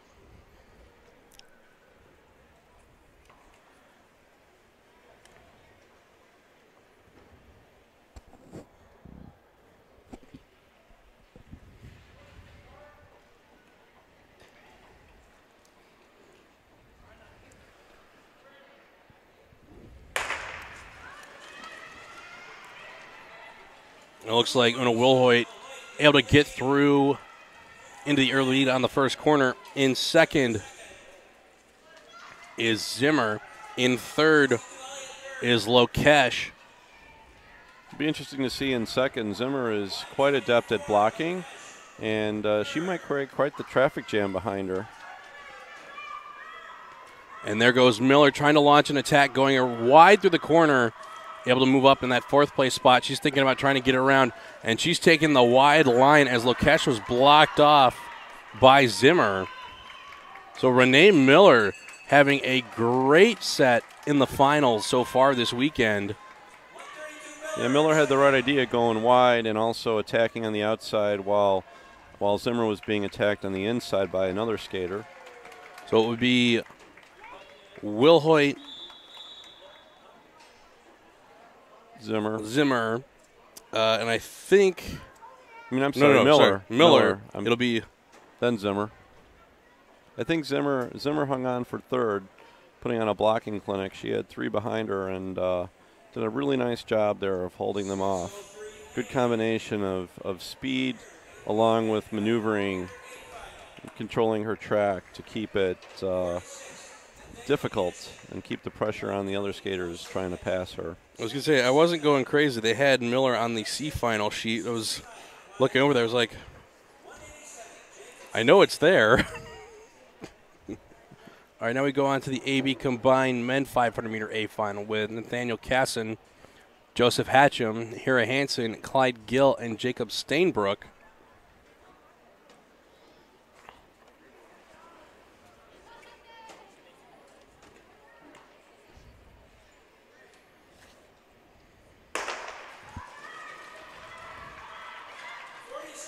And it's going to be Casson jumping out in the early lead after the first corner.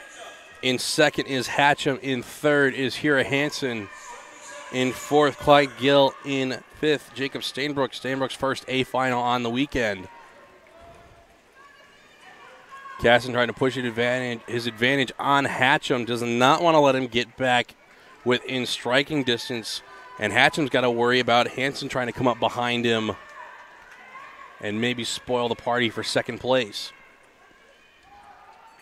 1 lap to go as Casson comfortably in the lead. Does not look like he will be caught, and it doesn't look like Hansen will catch Hatcham. And Clyde Gill finishing in fourth, and Jacob Stainbrook in fifth.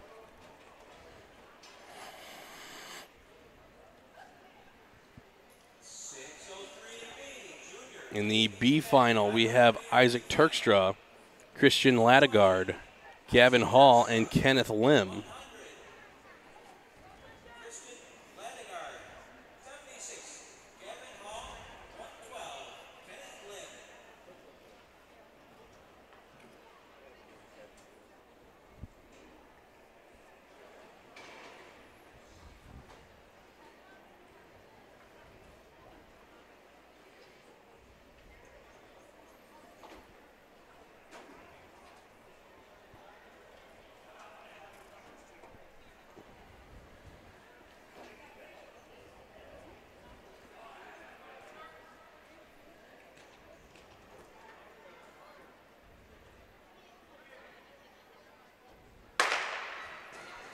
And they're off as Turkstra able to get into the corner first and leading on the exit. In second is Ladegard. In third is Kenneth Lim. In fourth is Gavin Hall. And there goes the pass on the outside by Ladegard.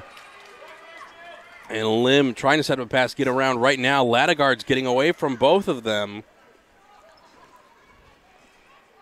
Turkstra going to try to block in Lim, but Lim able to get through on the inside as Turkstra went wide. Ladegard well out in front now. It's just going to be too much distance for Lim to cover with 1 lap to go. So it'll be Ladegard, Lim, Turkstra, and Gavin Hall for your B final.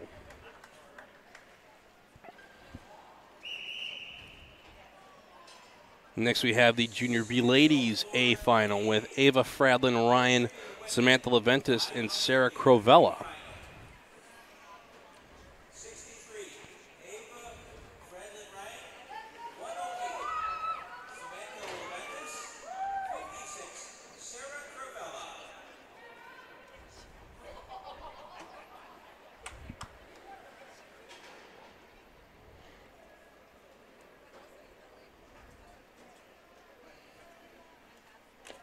I don't think we'll see Fradlin Ryan play around here. I think she'll just try to get off the front early, push the advantage. We've seen her. She's been going for times on the weekend. We'll see if she has a goal in the 500 that she's trying to meet.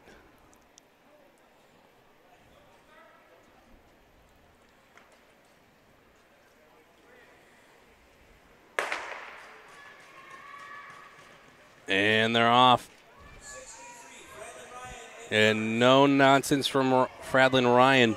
It's going to be a battle between Leventis and Crovella in back. And Leventis trying to pull away from Crovella. She doesn't want to have to deal with blocking her in either. She wants to skate her faster line if possible.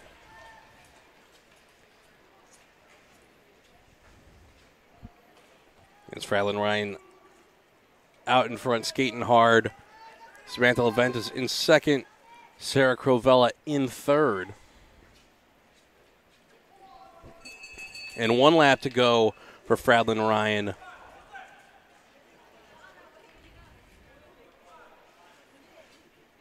As she comes up to the finish, skating hard through the line again.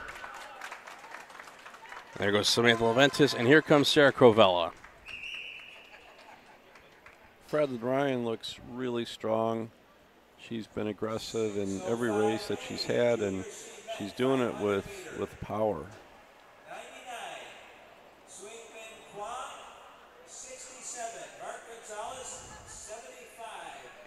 Next up, we have the Junior C-Men 500-meter A final. Got Seungmin Kwon, Mark Gonzalez, Ryan Hack, Julian Kyle McKeurig, and Gannon Graff.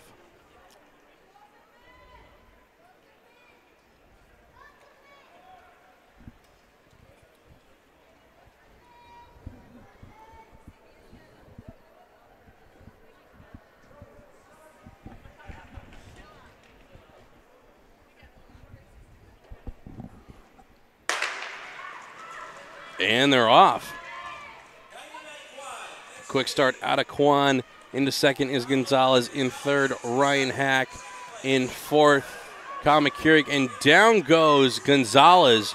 That'll move Ryan Hack up into second position. Here comes Kyle McKeurig.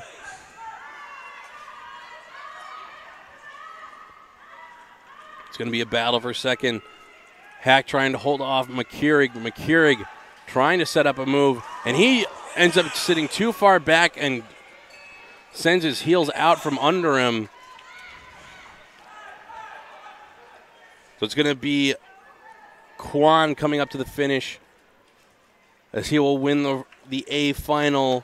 Ryan Hack will finish in second.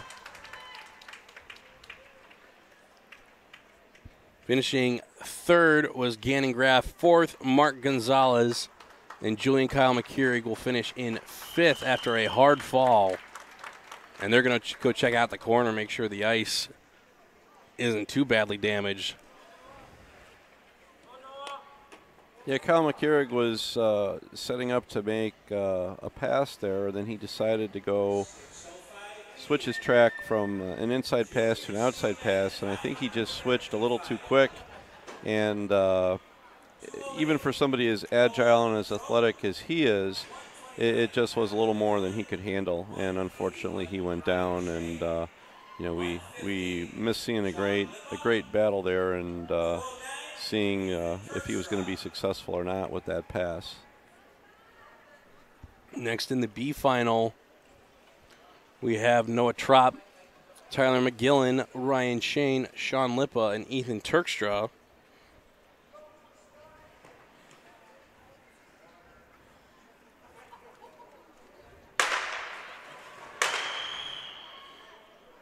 And a false start. Did you say position one, Gordon? Just getting a little bit ahead of everybody else. Anticipating, perhaps. When you have that inside spot, you don't want to give up the advantage. You might get a little overzealous trying to jump the gun. Granted, though, you can do the same thing from the outside because you have a not so great starting position. And it looked like another little wiggle from Troutt, but he was able to reset. McGillen gets into the lead early. In second is Troutt. In third is Ryan Shane. In fourth, Sean Lippa. In fifth, Turkstra. Going to be a close group here as Troutt trying to close in on McGillen. Pass coming out here on the inside as Lippa able to edge in on Ryan Shane. Almost kicking all the blocks out of the other corner. Troutt able to make the junction with McGillen, trying to go for the inside pass. They go side by side through the corner. Another block kick, able to keep their feet. Should be one lap to go as Troutt pulled off an excellent inside move. McGillen just doesn't have the legs to pass him back in the final corner. So it'll be Troutt, McGillen. It's a dig for the line, and third is just way too close to call between Ryan Shane and Sean Lippa. Could go either way.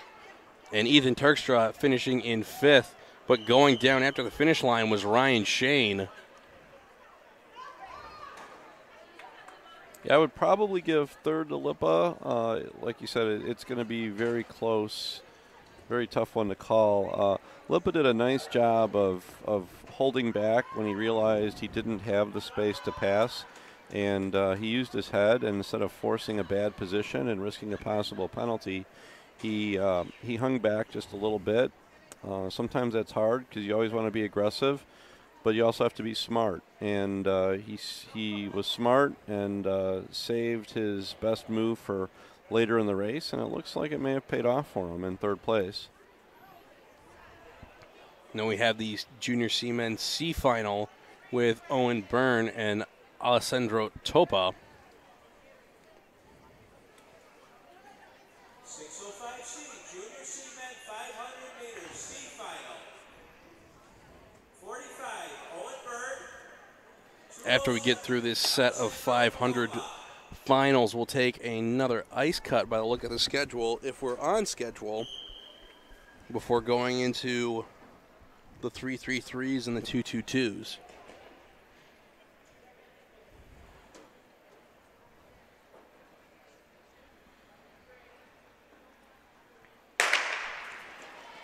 And they're off. It's going to be Byrne getting into the corner first.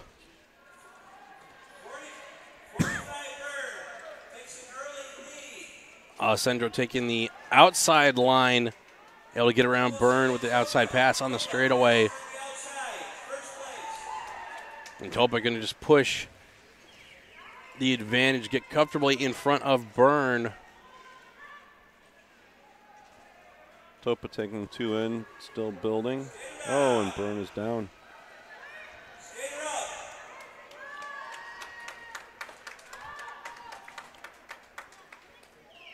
Can't remember if Topa fell in his first 500. He might be trying to get a little bit of a quick time in. Yeah, I don't remember if it was a penalty or a fall, but it does look like he's going for redemption one way or the other.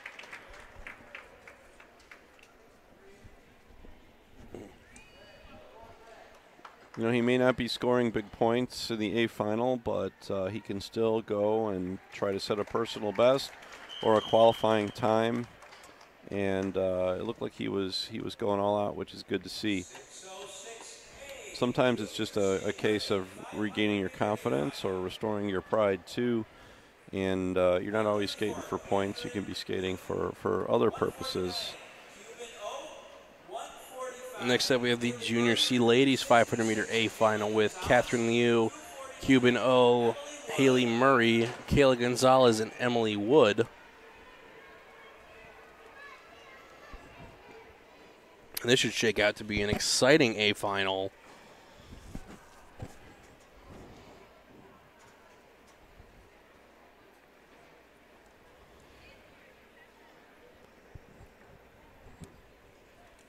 It looks like they're checking out that spot in the corner where Byrne went down in that last race. Looks like it's going to be on the inside of the blocks for this track anyway.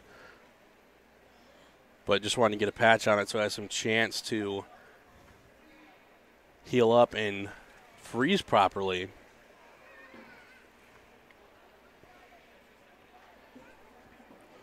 Once we get done with the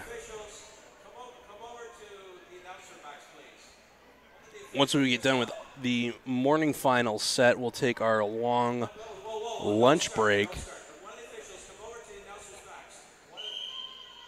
have an object on the ice over here. Need to pick it up. Right in front of me. Thank you.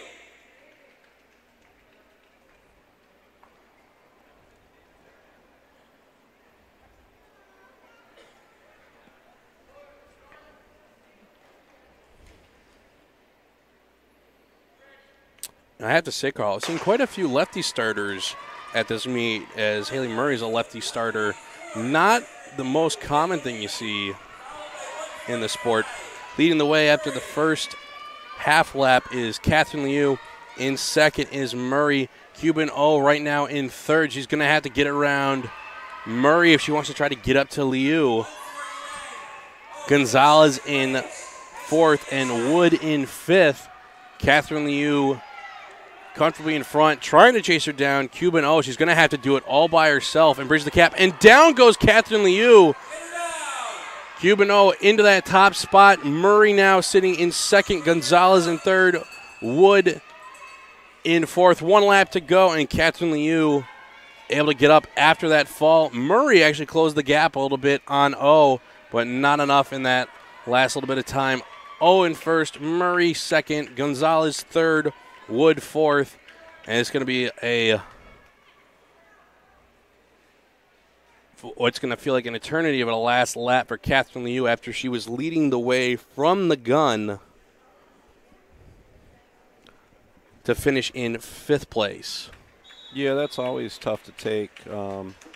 It's a not only a setback in terms of points potential, but also a setback mentally, and it's going to be a challenge, for any skater that falls in that situation to shake it off and come out in the moment for your next heat and do your best. Now for the B final, we've got Isabel Crovella, Penelope Romanelli, Mina Rose, and Sarah Salvucci. And although you couldn't see it on camera, Catherine Leo, she was shaking her head on the inside of the track after that she finished that race. She knows that she was well in the lead and just lost her balance. She wasn't in the corner. She was actually on the exit and well off of the blocks. That was a spot we hadn't seen anybody fall yet this morning. Looks like Penelope Romanelli is going to get the whole shot from the 2nd position in the B final. Isabel Crovella in 2nd right now. Sarah Salvucci in 3rd. Mina Rose in 4th.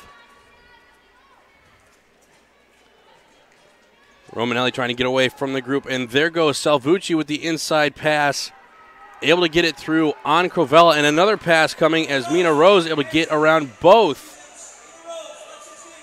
Yeah, sometimes that happens where you get so focused on defending that somebody else comes along and just blows right by, both of you, passer and defender. Romanelli coming through the final corner. Mina Rose going to be in 2nd. It's going to be a dig for 3rd, but I think Salvucci will have it over Isabel Crovella.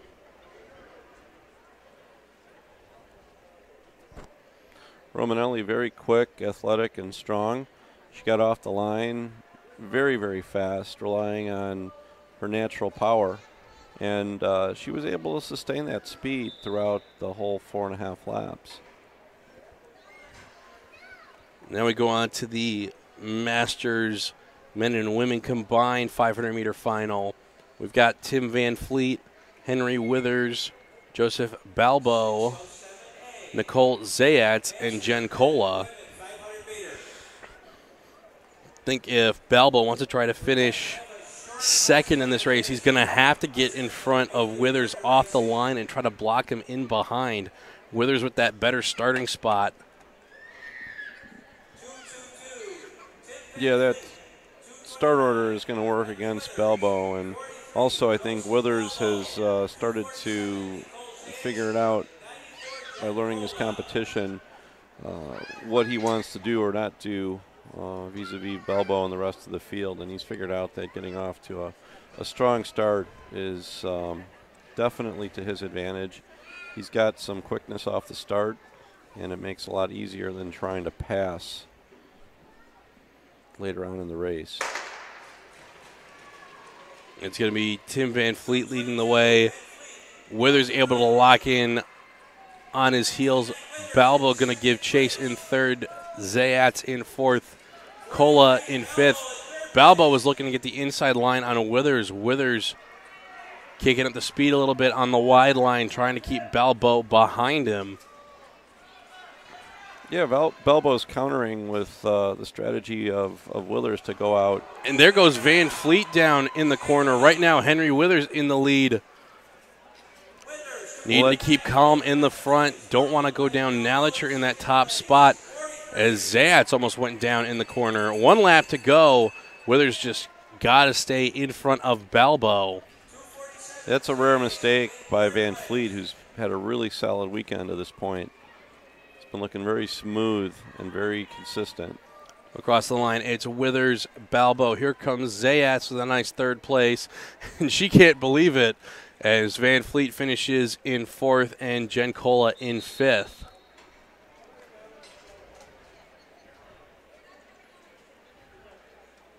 I'm not quite sure where Melissa Koenig had planned a race division-wise this weekend, but I think she probably would have been in this division. I know everybody's been missing the Corgi. We'll have to see if they pull out the Junior D boys right here. I have on our schedule that we're going to have an ice cut. Sorry. We're doing an ice cut now. And we are doing an ice cut. This should be a short one, so we should be back in 10 minutes. We'll see you then.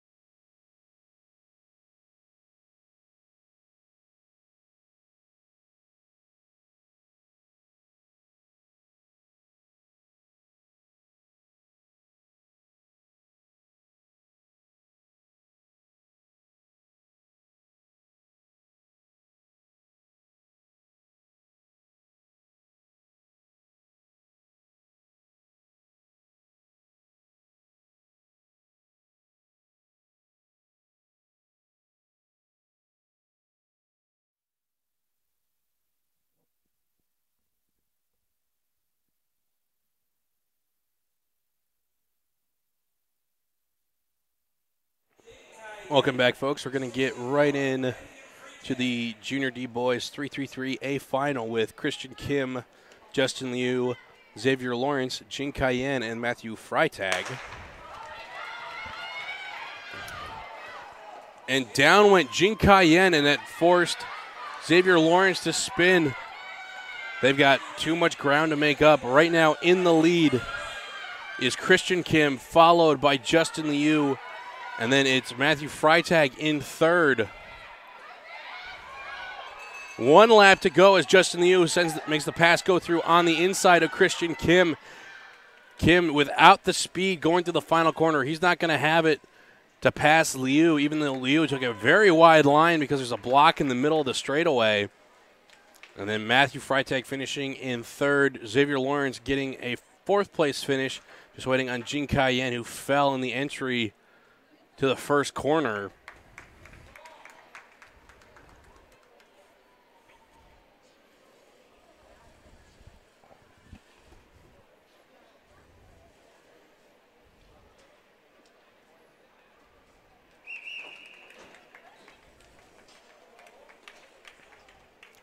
Now in the B final, we have Nicholas Klutovsky, Alexander Lim, Pasquale Morales, Sammy Hart Gorman, and Chirag Chandnani. Alexander Lee, 142. Pascal Morales, 79. Sammy Hart Gorman, 48. Chirag Chandnani.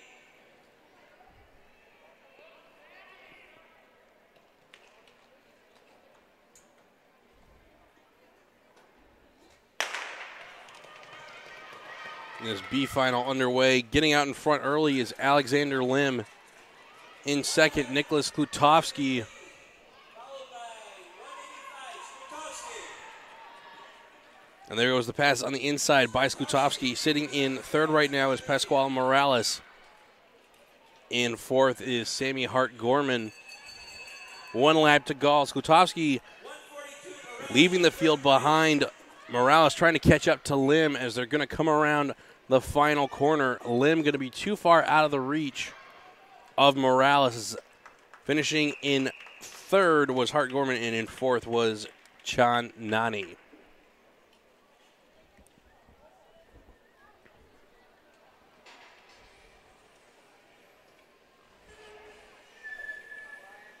Next up, the D final with Cameron Mason, Jimmy Kang, Jack Hausen, Justin Liu, and Jack Vandenberg. Lane 3, number 241, Alex Wood. Lane 4, number 81, Gabriel Hasselback. Lane 5, number 105, Andrew Lincoln. This is the Junior D Midget 333 C final. I'm sorry, folks, we're missing the C final sheet.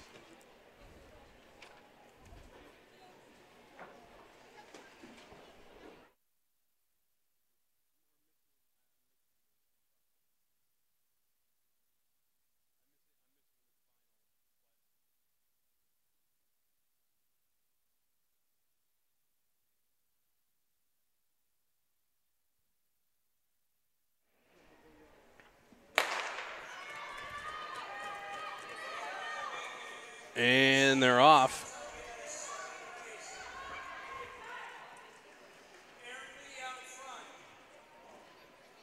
It's Lee leading the way.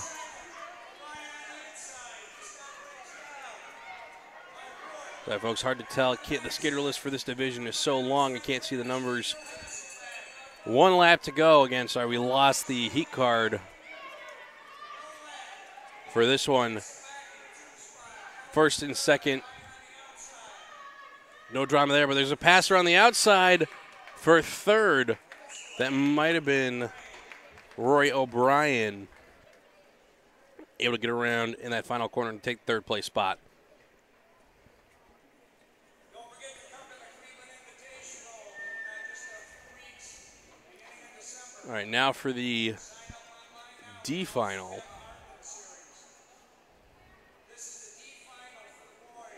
We've got Cameron Mason, Jimmy Kang, Jack Hausen, Justin Liu, and Jack Vandenberg.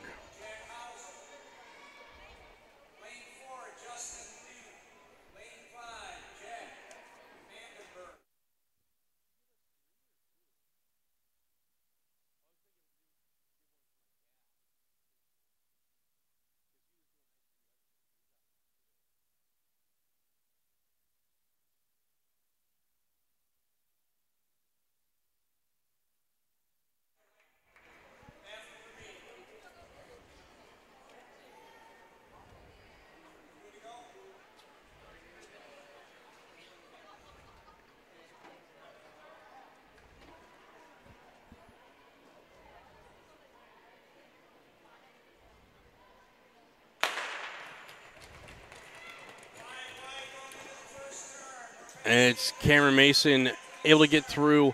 Up in the second is Jimmy Kang. In third, Jack Vandenberg. Vandenberg able to get the inside line, gets up in the second position. Cameron Mason well in the lead now. Vandenberg trying to hold off Justin Liu. 1 lap to go. Vandenberg throwing a block, able to keep Liu behind him.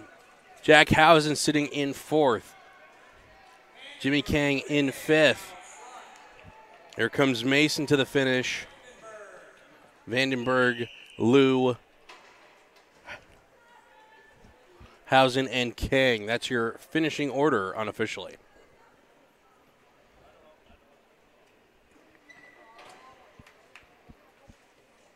And now for the E final with Charlie Putnam, Ishan Dixit, Mitchell Wilson, Carl Titelli, and Clive Wright.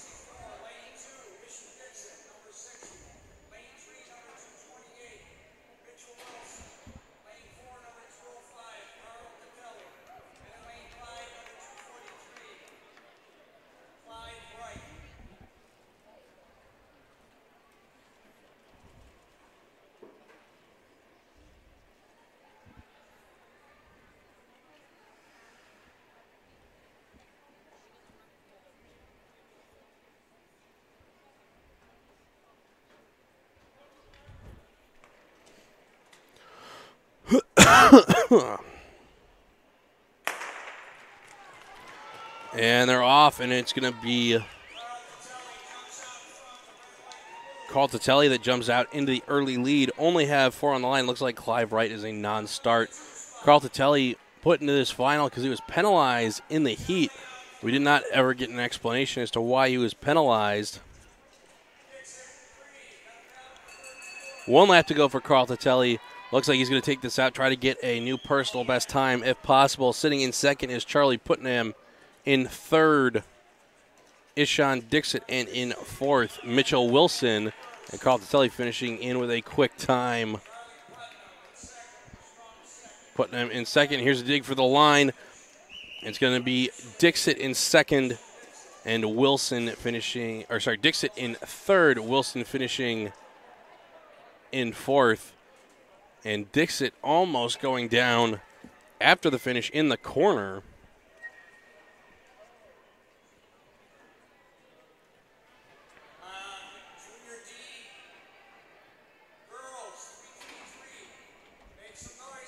You know, I've got the Junior D Girls 333A final with Charisse Gratton, Carolyn Anderson, Louisiana Stahl, and Sarah Murray.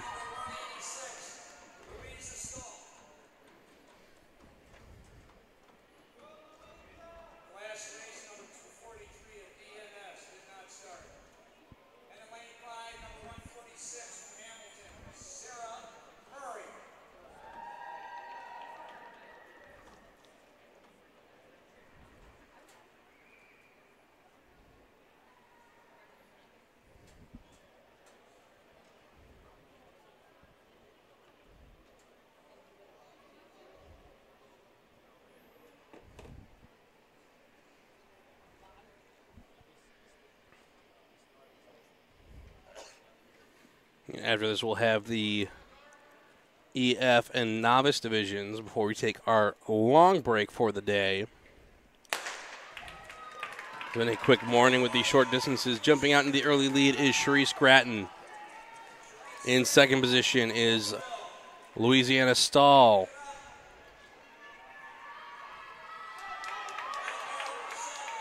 With a pass on the inside, there goes Carolyn Anderson. And 2 kick blocks sending Murray wide. She had to readjust in the corner. 1 lap to go for Gratton out in the lead. Anderson trying to hold off Stahl. Stahl with a stumble in the corner. Loses too much speed. Was going to be Gratton, Anderson, Stahl, and Murray as your 1-2-3 finish.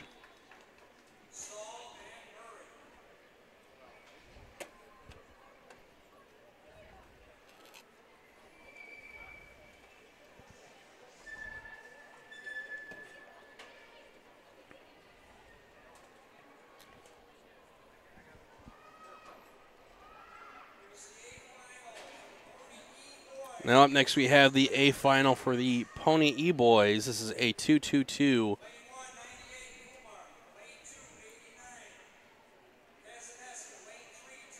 Waiting on our heat sheets. We might have had a printer jam. It has been known to happen not only here but even in Milwaukee, Wisconsin. There are times where the printers just act up.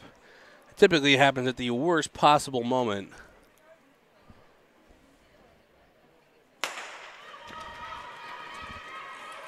And they're off. I know that's Zubin Kumar leading the way, but there goes a pass on the inside. Does not get through as Kumar shuts the door before the corner. Not a whole lot of real estate with 1 lap to go. Here comes a pass on the inside, and a great move by the skater out of Garden State. Kumar trying to hold on to the lead to the line. Here they come. It's going to be Kumar, someone out of Garden State, and one of the Canadians finishing in third. Again, waiting on our heat cards. A little bit more tricky than working with a hockey roster, which is only about 22 players for both sides and does not change. We have over 100 skaters here this weekend, so it's constantly changing. This is going to be the B final for the Junior E-Boys.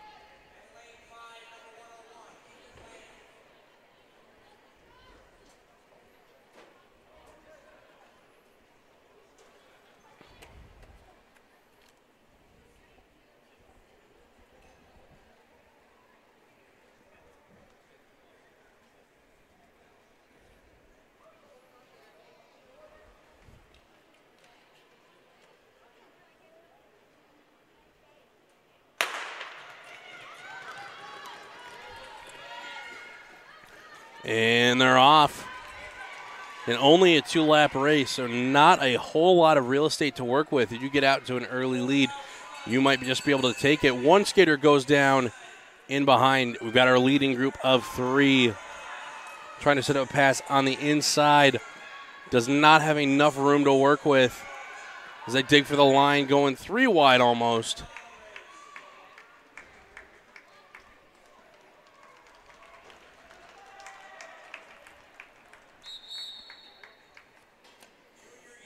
Now we go on to the C final.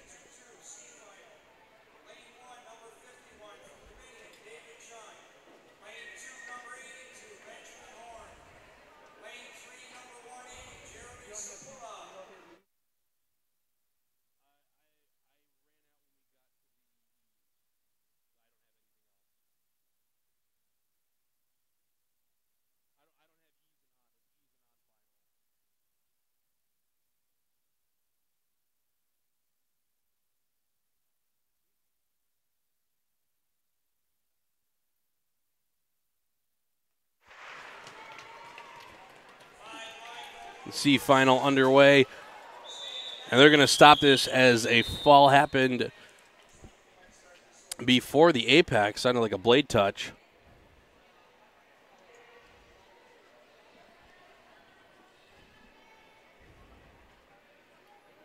And it looks like we might have an ice repair here entering the corner. They might decide to change the track here, try to move it out. It looks like it's good. They're on the outermost track as it is right now.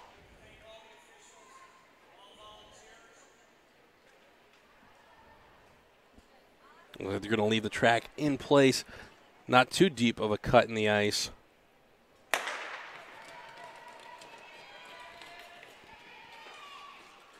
And this time they get through the apex clean. Going 3 wide through the far corner.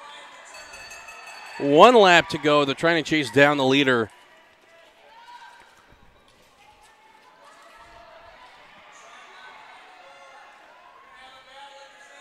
And a slip on the exit of the final corner makes it close.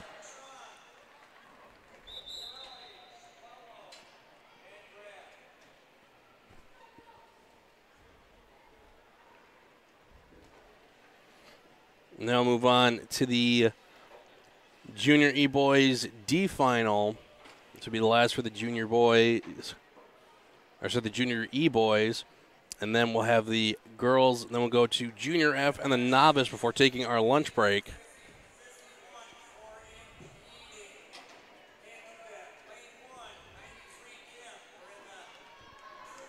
And a penalty for impeding in that last race, which without the heat card, don't know who it was on.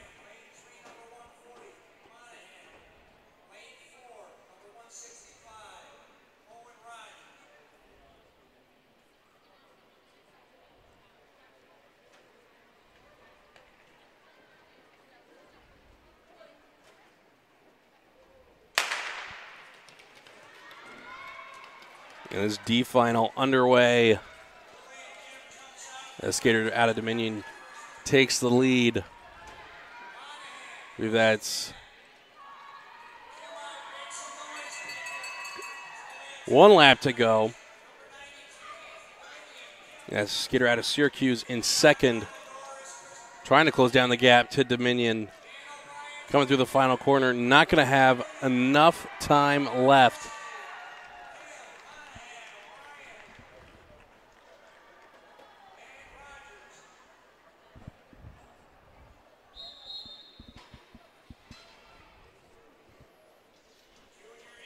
Now we move on to the Junior E Girls 222A Finals.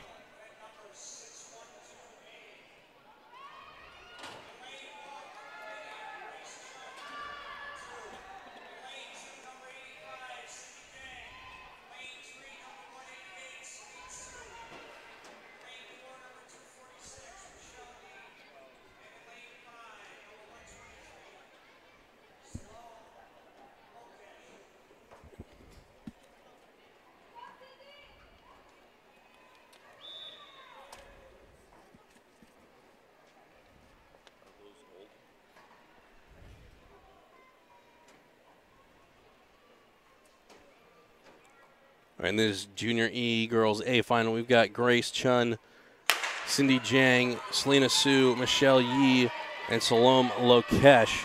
Jumping out in the early lead is Grace Chun. And down went Selena Sue after the apex in the first corner. 1 lap to go. Here comes the pass on the outside by Cindy Jang, trying to carry speed on that wider line as they go through the final corner.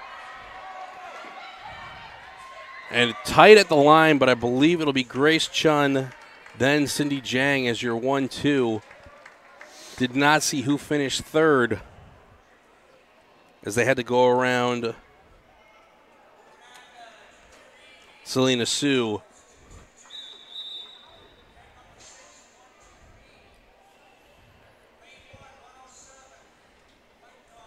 Now we have the B final for the Junior E girls, with Audrey Lenkong, Emma Lippa, Zeta Gretzkowski, Cassie Clark, and Kira Lamb.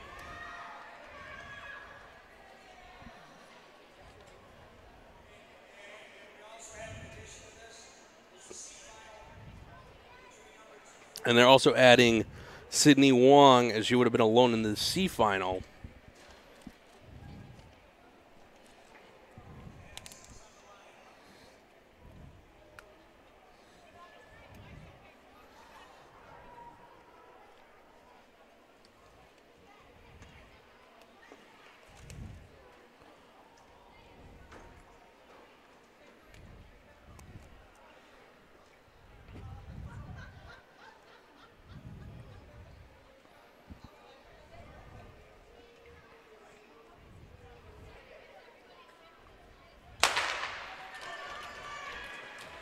And they're underway. Is jumping out into the lead through the corner is Gretzkowski in second. Lenkong got a pass coming up the outside. 1 lap to go. Coming around the outside, it's Sydney Wong, who would have been in the C final. They go too wide through the corner. Wong forced to go wide. Pass coming on the inside as there goes Lenkong. Lenkong able to get around into first. See if Sydney Wong can get around into second at the line. So it was Lenkong, Wong, and Gretzkowski is your 1, 2, 3 out of that B final. Wong, a big beneficiary of being moved up into the B final from the C final.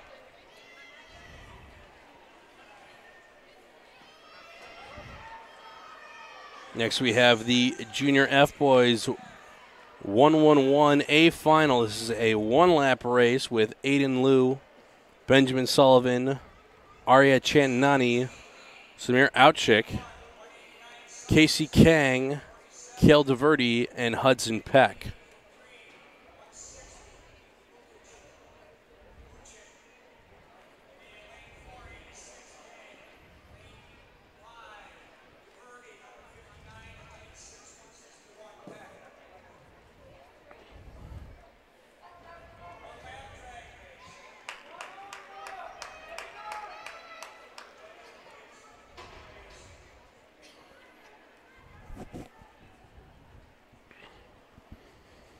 Notice they combine the A and B finals out of this division, so we're going to have 7 skaters, or at least 6 skaters on the line. Looks like it'll be a non-start by Hudson Peck.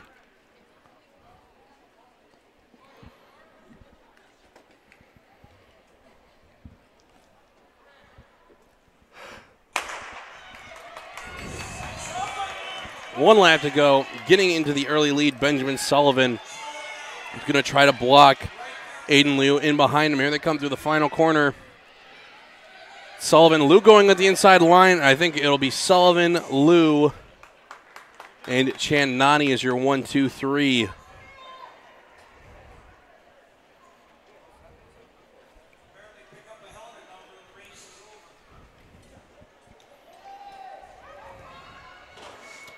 Next we have the Junior F Girls 111A final with Serena Sheen, Ariel Chun, Addison Hartman, Olympia Kazaneka, and Lauren Lee.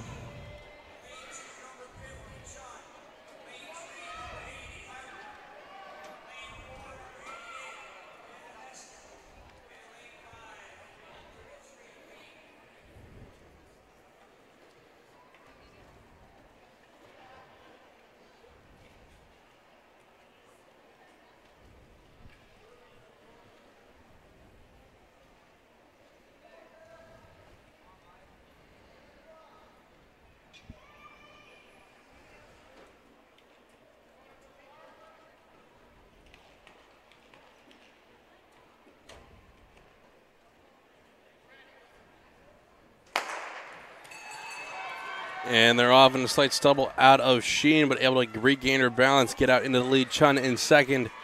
In third is Hartman. In fourth is Kazaneka. In fifth is Lee. It's going to be Sheen, Chun, dig for the line. All I know is Hartman got third. Hard to tell between Kazaneka and Lee, who finished fourth.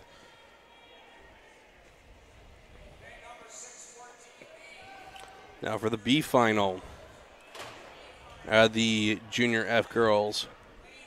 We've got Sophia Coons, Isla Mason, Azria Morelli, and Avery Dunham.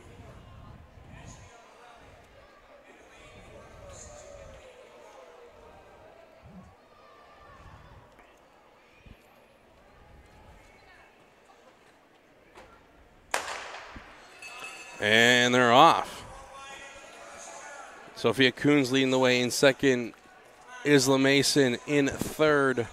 Azria Morelli in fourth. Avery Dunham. And it's going to be Coons coming around the corner. Will cross the line in first. Mason in second. Morelli in third. And here comes Dunham in fourth.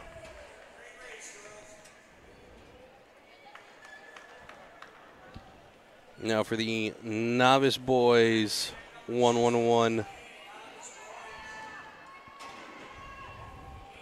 We've got Lucas Wu, Ethan Lin, Hayden Peck, Jonathan Wu, Milo Ventura, and Cameron Tara. But Tara might be a non-start, so we've not seen any of the Taras here today.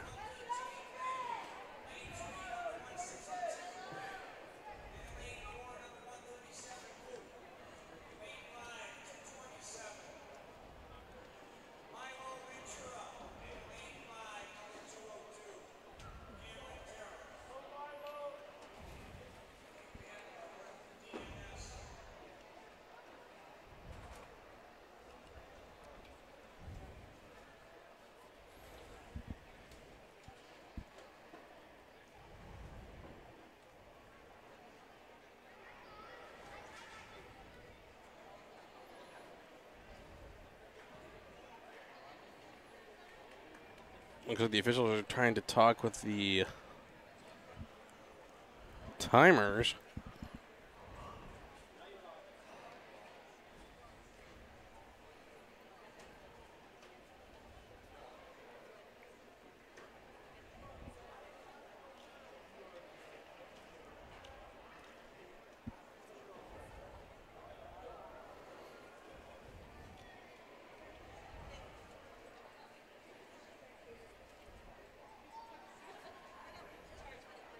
Not entirely sure what that's all about. There might be some confusion over the composition of the race and what skaters are on the line versus who is supposed to be.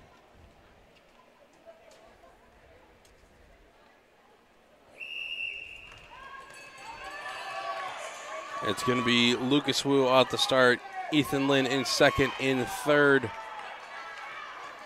Hayden Peck in fourth, Jonathan Wu, and in fifth, Milo Ventura. As they come around the corner to finish in that order. Just waiting on Milo Ventura.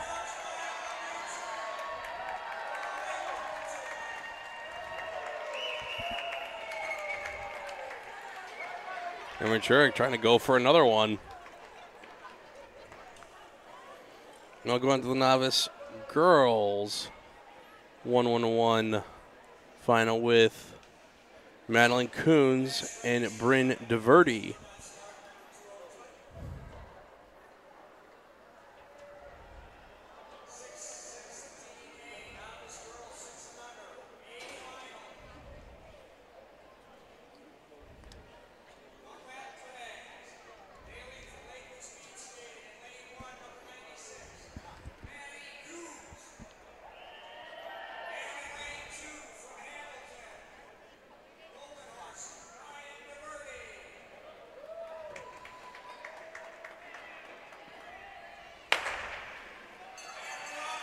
And they're off. And it's going to be neck and neck, but Coons gets the inside line into the corner. I think this is the first time she's gone into the first corner ahead of DeVerde all weekend. And she's really pushing her advantage as they come around the final corner. This is a lesson in gliding efficiency here, people, as they're able to carry their speed through the corner. And across the line as Madeline Coons wins the final. Bryn DeVerde finishing in second.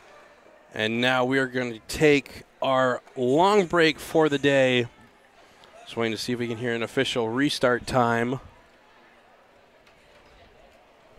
taking a break for lunch. We're returning at 11:35. So we'll be back here at 11:35 to continue the racing action. So we'll be back in just under an hour, folks. We'll see you then.